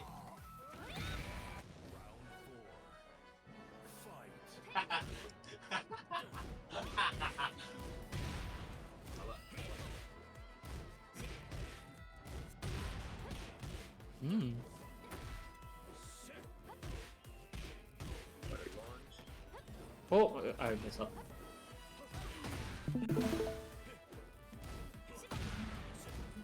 $13. Oh, I thought the extension would come up. Wow.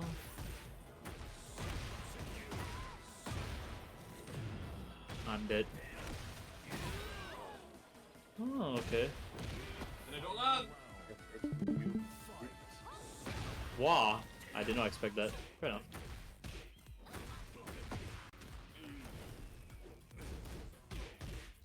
Langsung main, langsung main.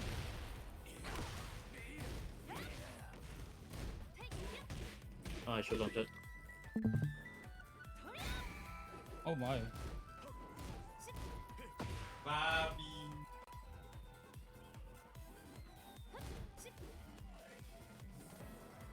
What the hell?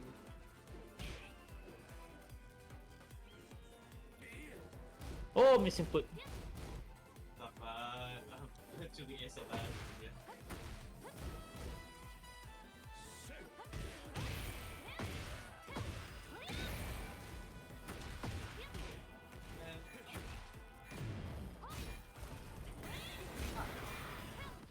Oh, wow. I forgot. I'm plus, right? Yeah, Am you I? plus.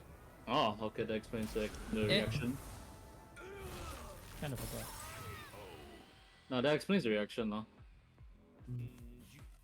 I mean, it's a long range hit smash though, so I can just make space for myself, and then react on your moves. Hmm. Yeah. All right.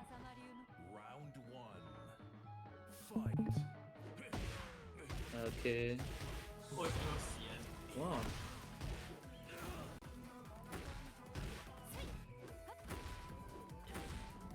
There you go. Oh.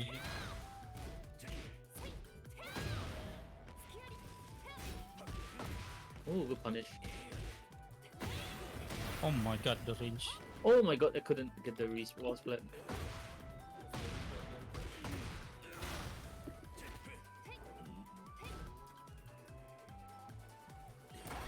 What the fuck? Oh, No. I forgot that exists. You understand? Yeah. If you run away too much, I can see that.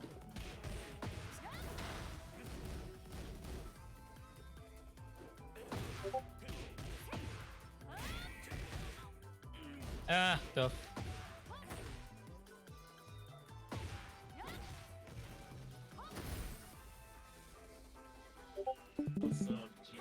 Oh, nice.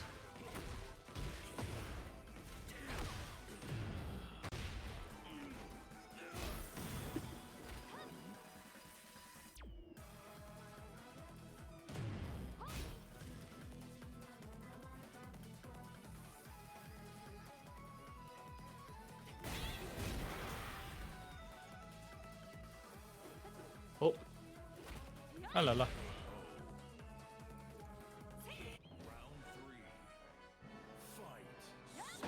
Oh my god.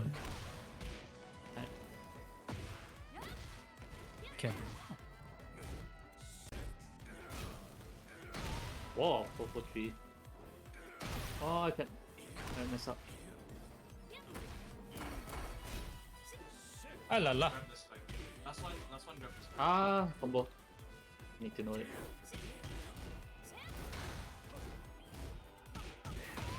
Oh, frame trap, nice. Okay.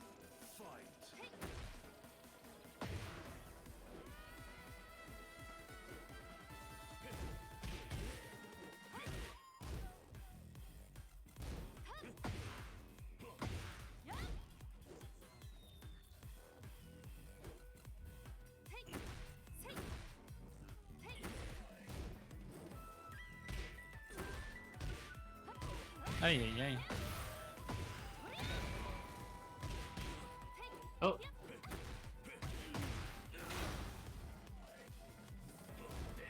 Oh.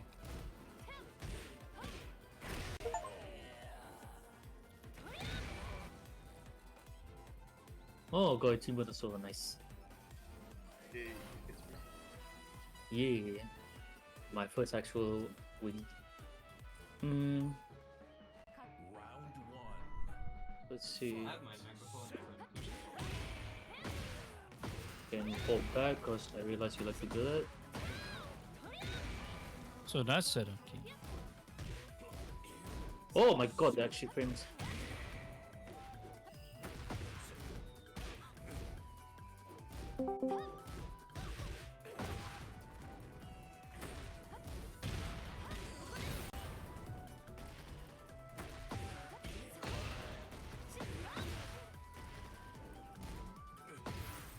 No, you do that mix up too much. I can mash.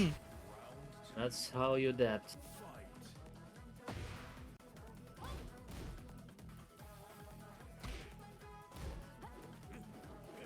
What the fuck was that active frame? Ah, I could have lodged.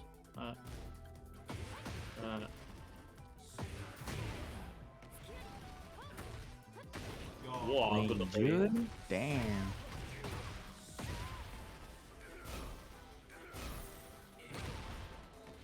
Nice. Uyo, main Jun lah. Oh. Okay. Oh my god. That's a new thing. Jacket's first online play.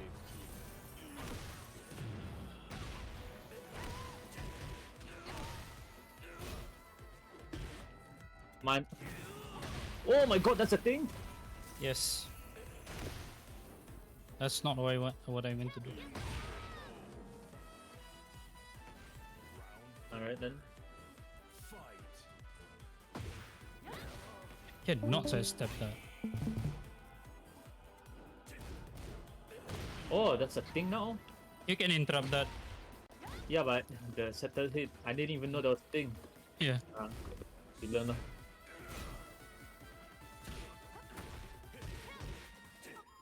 Oh, parry.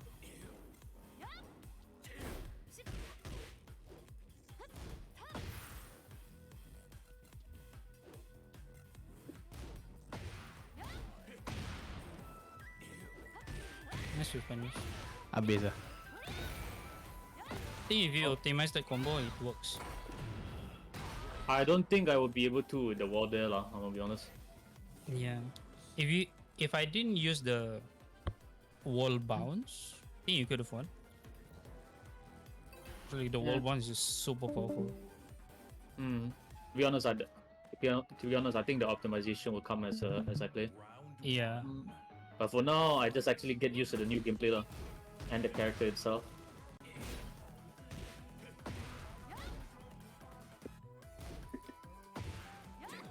What the fuck? Fair enough.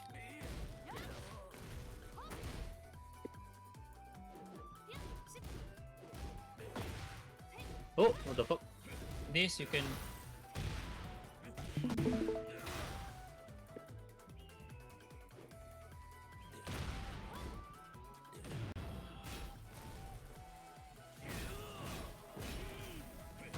Oh Oh yeah, huh.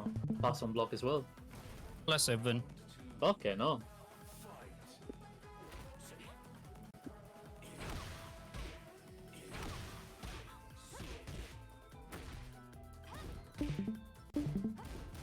Need to use a step more. Okay.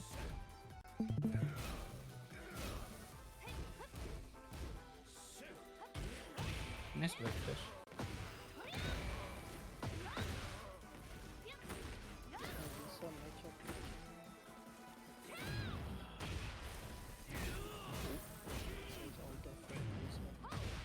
Brother, I was doing the Oh. Euroclone, brother. You simply duck and get launched. Yeah, that's the usual. That's the usual mix-up now. I see. Okay. Oh, People what the can just fuck? unga bunga. Wait, that or maybe Bros, Euroclone yours. Euroclone.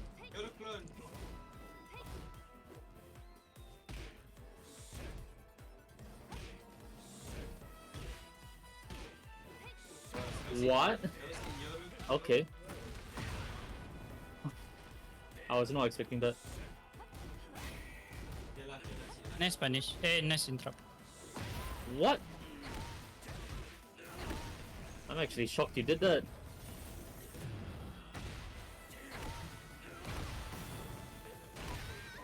Fair enough. Kan, aku kena one tap ah. Hmm. You still want to play, or does anyone?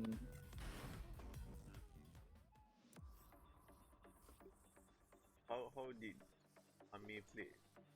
Okay. Pretty good. Yeah. Pretty good. I forgot how to go to the member list. What Yeah, is, there you go. like, Tukarkan. the gameplay. I think he was. I played super scrubby. To be honest, a lot of it I just like got caught up by like a lot of shit that I didn't even know what was a thing. I honestly, I cannot say anything. I see. Yeah, because it's hard for me to make a judgment without like actually playing the game more. Also, the fact that the fact that that's your first game of Tekken 8. I mean, I can still play more like if you want. I have nothing else to do right now. Oh yeah, sure. But you wanna play or? Can I Wait, play? how I do- wanna play. Yeah, sure. Wait, do I need to leave? Oh, does anyone want to I play forgot. or? I wanna play. Alright, sure. Wait, who said that? I think Garlic. No, it's Kalik. Garlic, okay. I need It's to your, learn. it's your only time to knowledge check. Yeah lah. Use it My while you only can. time to have a chance to win against Jacket, man. I really don't know what I'm doing.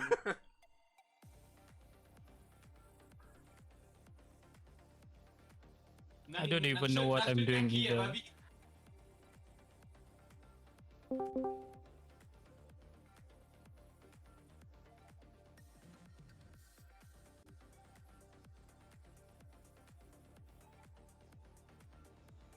Alright, I invite Kalik. Right, joining.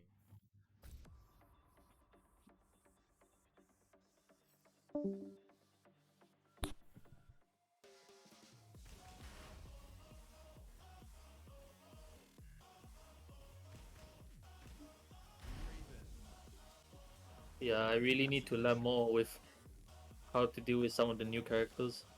I mean, not the new playstyles. But it's good to learn. First game.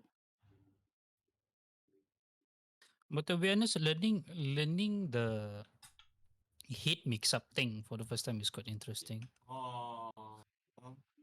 Kumadah. For the next battle.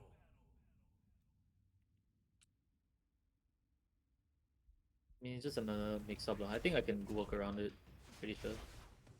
Yeah, it is a straight up. It's a straight up mix-up, so it's fine. Oh.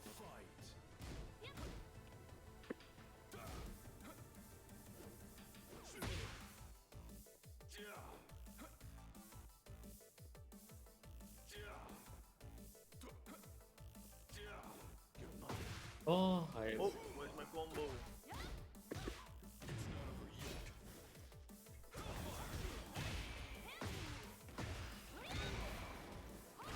Oh my god.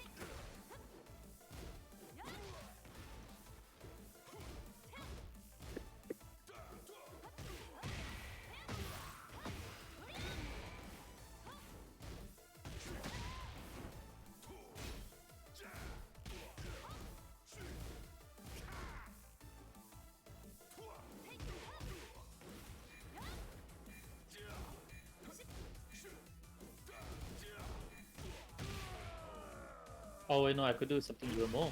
Like for 2. What the fuck?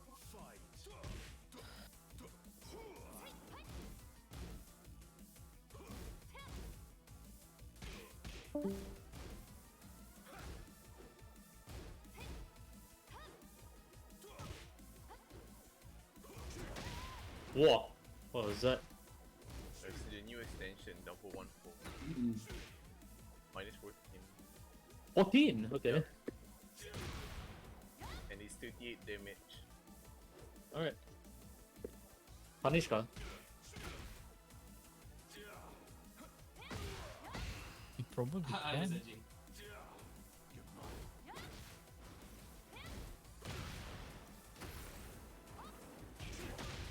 Oh, it is the next.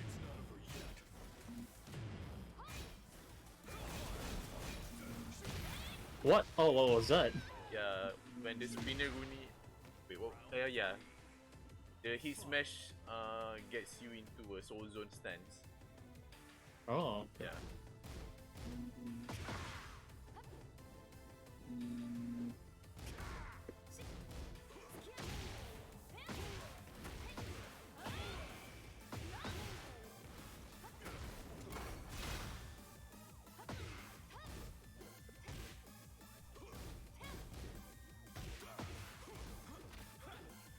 Oh, that's my brick. Oh. That's sweet.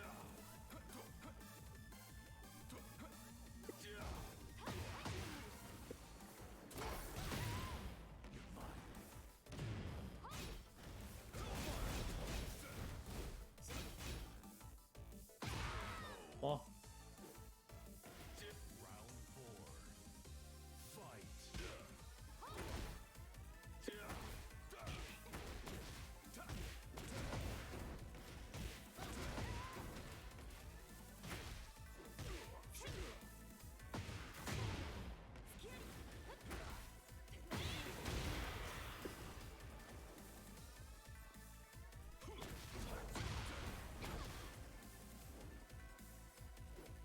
Oh, very fast unblockable lah Kuma has. For the long.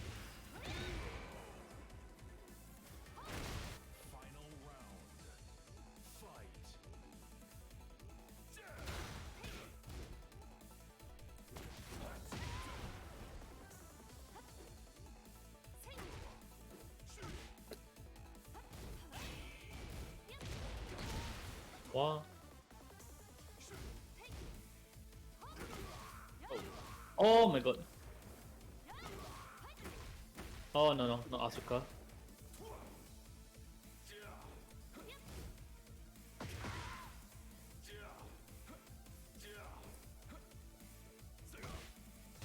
My last block. Nice.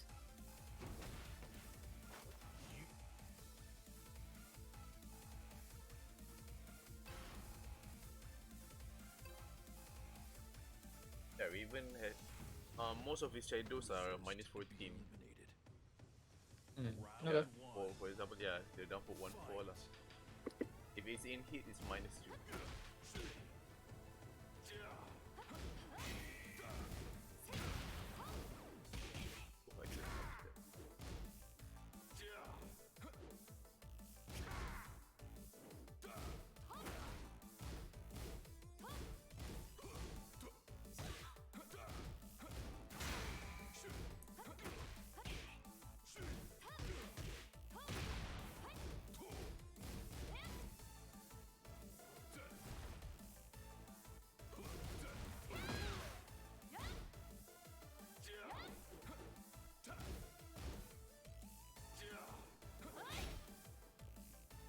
Yo, I don't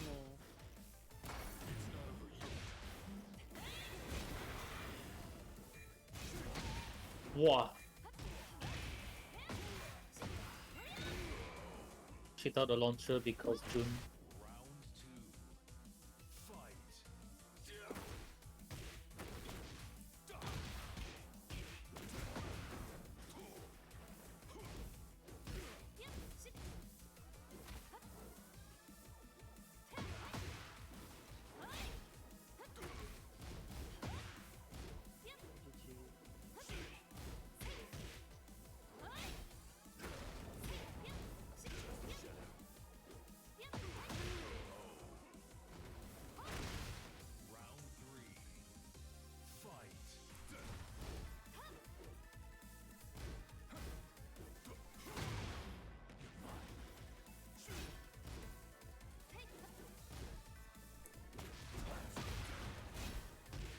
Oh, mine logic. is 16, yeah. Correct. Yep.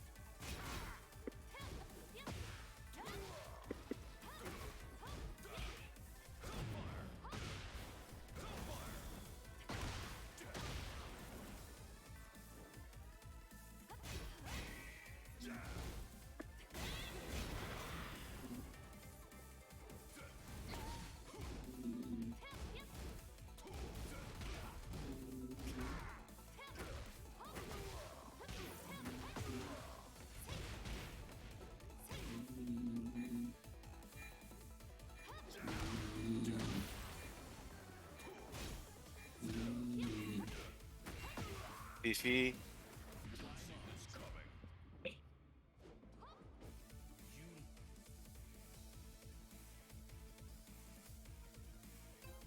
Gitu. Damn. Kasihan Ah. Fifi. Beefy tidur. I go send him down. Nice.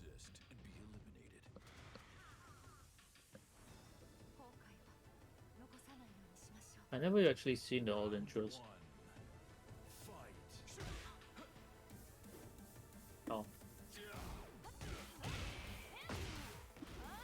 Oh my god.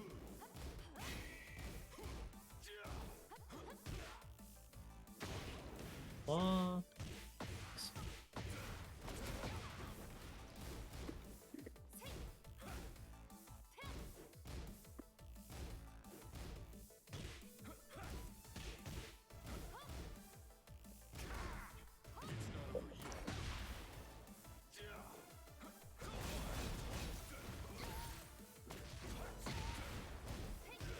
Oh.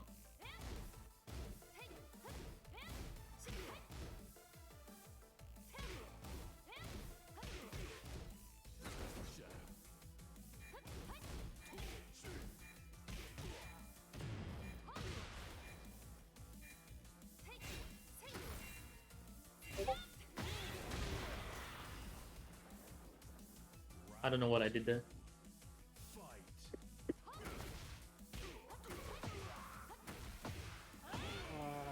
What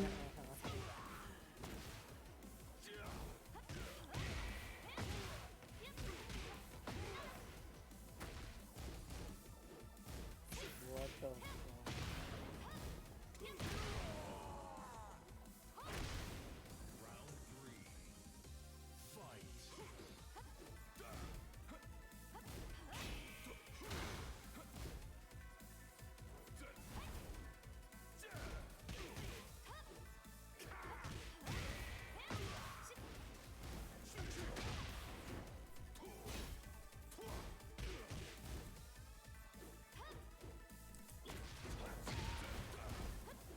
Oh my god, my sports entry.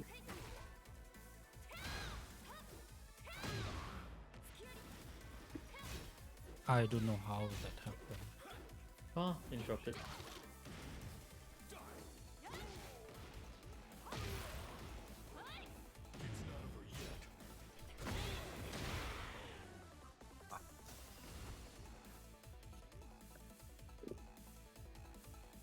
Thirteen frame. But a bit. If I was a bit far away, even though Raven's hit smash is 18, some situations Raven hit smash would beat. Because Raven's body is far away. Oh. Yeah.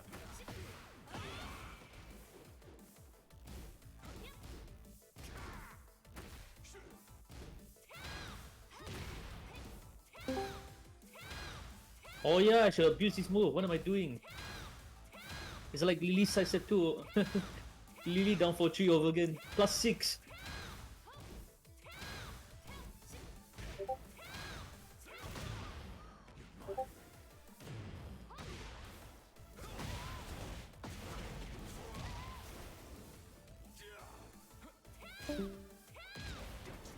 Nani.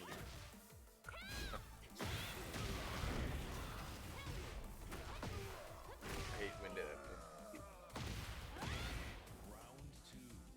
Why am I? Yeah, I now learned how to play Tekken 7, Tekken 8.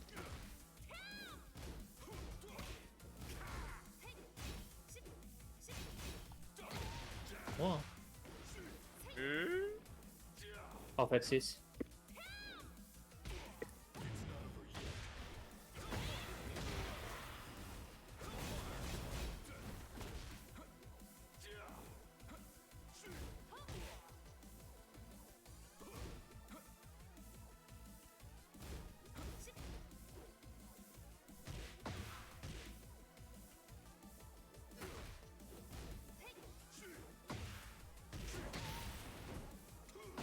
Oh, nice.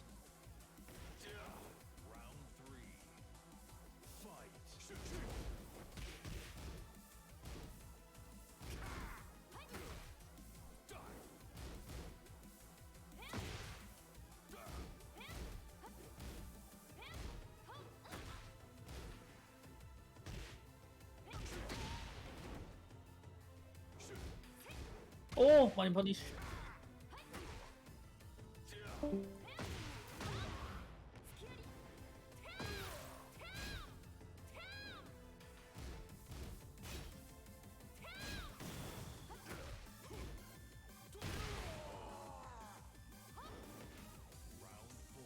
I am learning. Oh.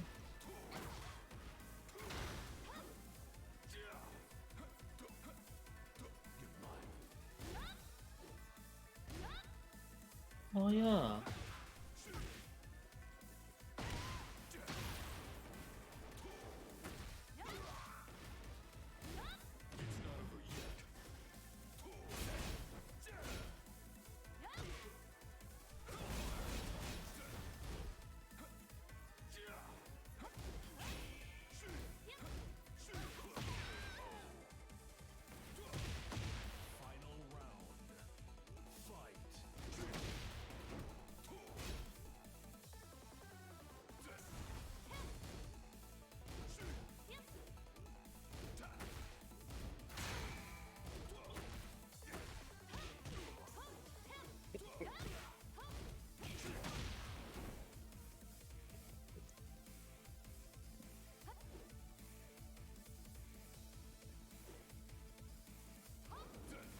Wow.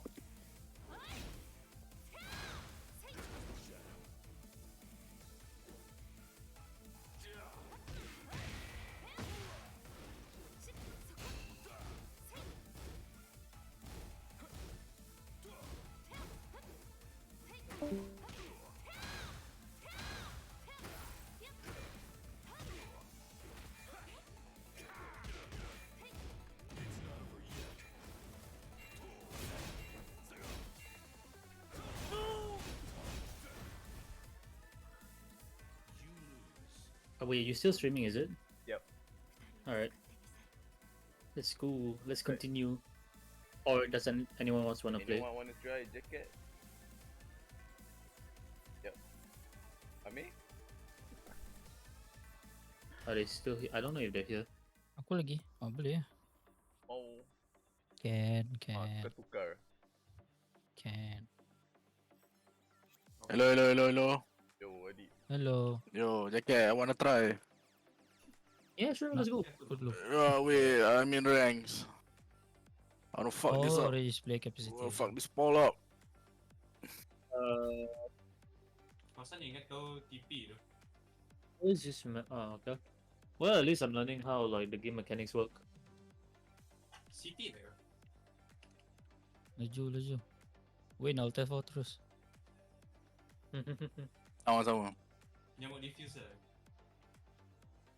Yeah lah, he wants to defuse. Go get him. Ah, my god. How did I play Raven jacket? Sorry? How did I play Jacken? Jacken like Raven. Tekken. Raven. I don't know much about the new moves lah, so I can't say much about the new mechanics. But in terms of like general Raven gameplay, right? I rarely see you do stuff like what's a good one?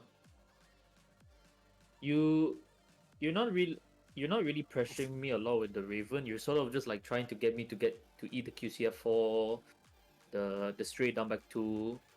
And in my case, I was allowed to simply just run in and just do my sunset 4 and down back 3 for free. Can't remember when I told you if I'm doing like fast frame moves, right? You just like you either use your movement or you either use like buttons to interrupt, depending on the situation. Satu kali. And then Yeah. I think I need to make more lows, right? Lows would help, especially in Tekken 8 that the low parry cannot nerf lah, so you have more incentive to do lows. It's not. Yeah. Oh my god, the damage. Yeah, I started playing Raven now. Yeah, Raven's pretty good. Tak dapat. Adik, kita tengah lawan lagi.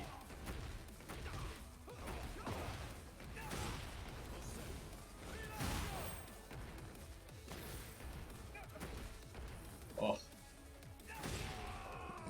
Nak sangat. Bagi balik.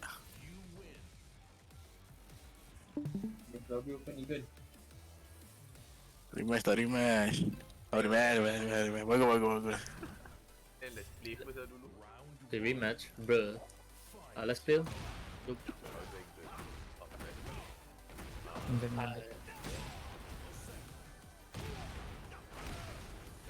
Tak sampai.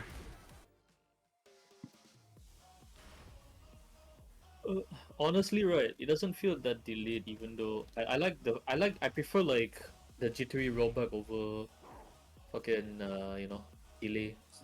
Do you put the Paretas response? Yes. I see.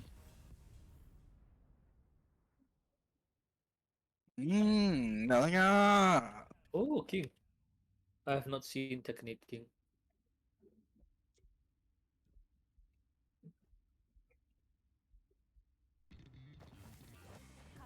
Bro, what the fuck is that?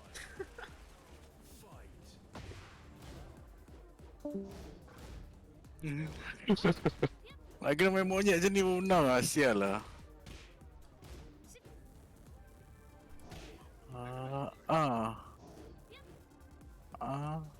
Masuk. Oh wow, that's really fast. Yup. What the fuck? That's Boleh last lah. Sudut lah. How minus is it? Only minus 15 right now.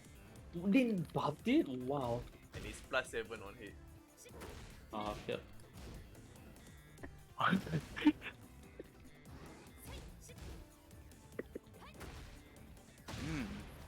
Bawah lagi.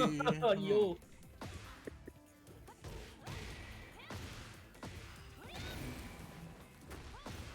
Let's go, jacket. What? Let me finish this game first lah. Alright. Yeah. Alright.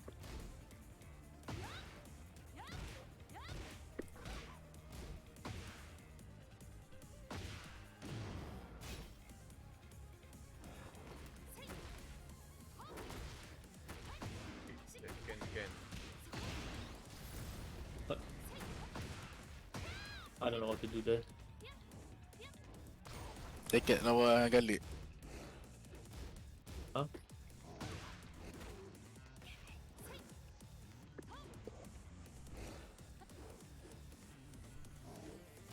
Nak hujan lah. Sejuk.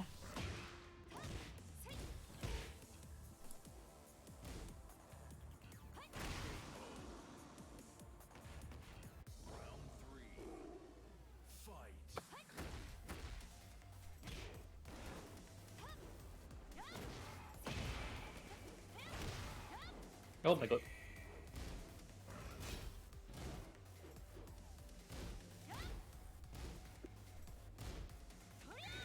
Oh my god.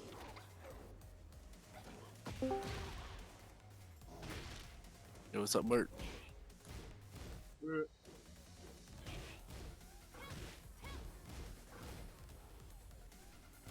Buat apa tu? Oh. Dia sparring session dia. Yes, sir.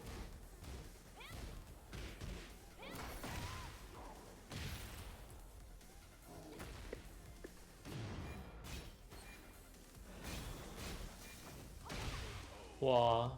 That was safe. You did it. Is that a frame trap? That's a different trap. Yep. Should be a.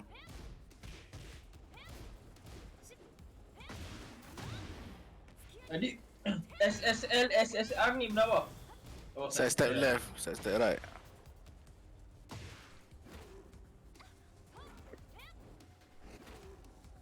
Nope. Oh, nice break, sir. Thank you. No.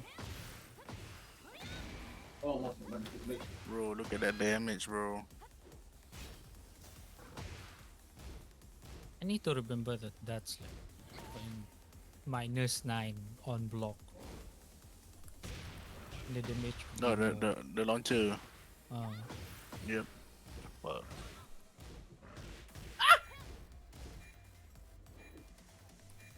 Look, Go, look. Khalid, no. No! Match tu jadi lambat sikit. Alright.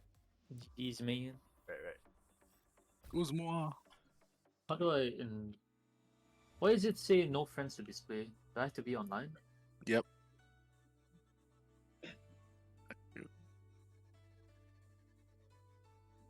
Huh? Bro, what? That doesn't know. You need to try restarting it. Can Doesn't matter. if it does for like the future. Restarting might work. Bro, I'm the Jack main, bro. Wow.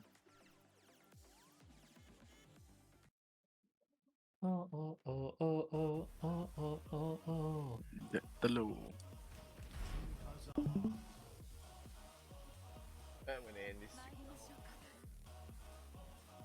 Alright, thanks for the games and inviting me here, by the way. Thanks for sharing. Yeah, no problem. Hopefully like I did my best lah, cause I didn't know how to do structured boy.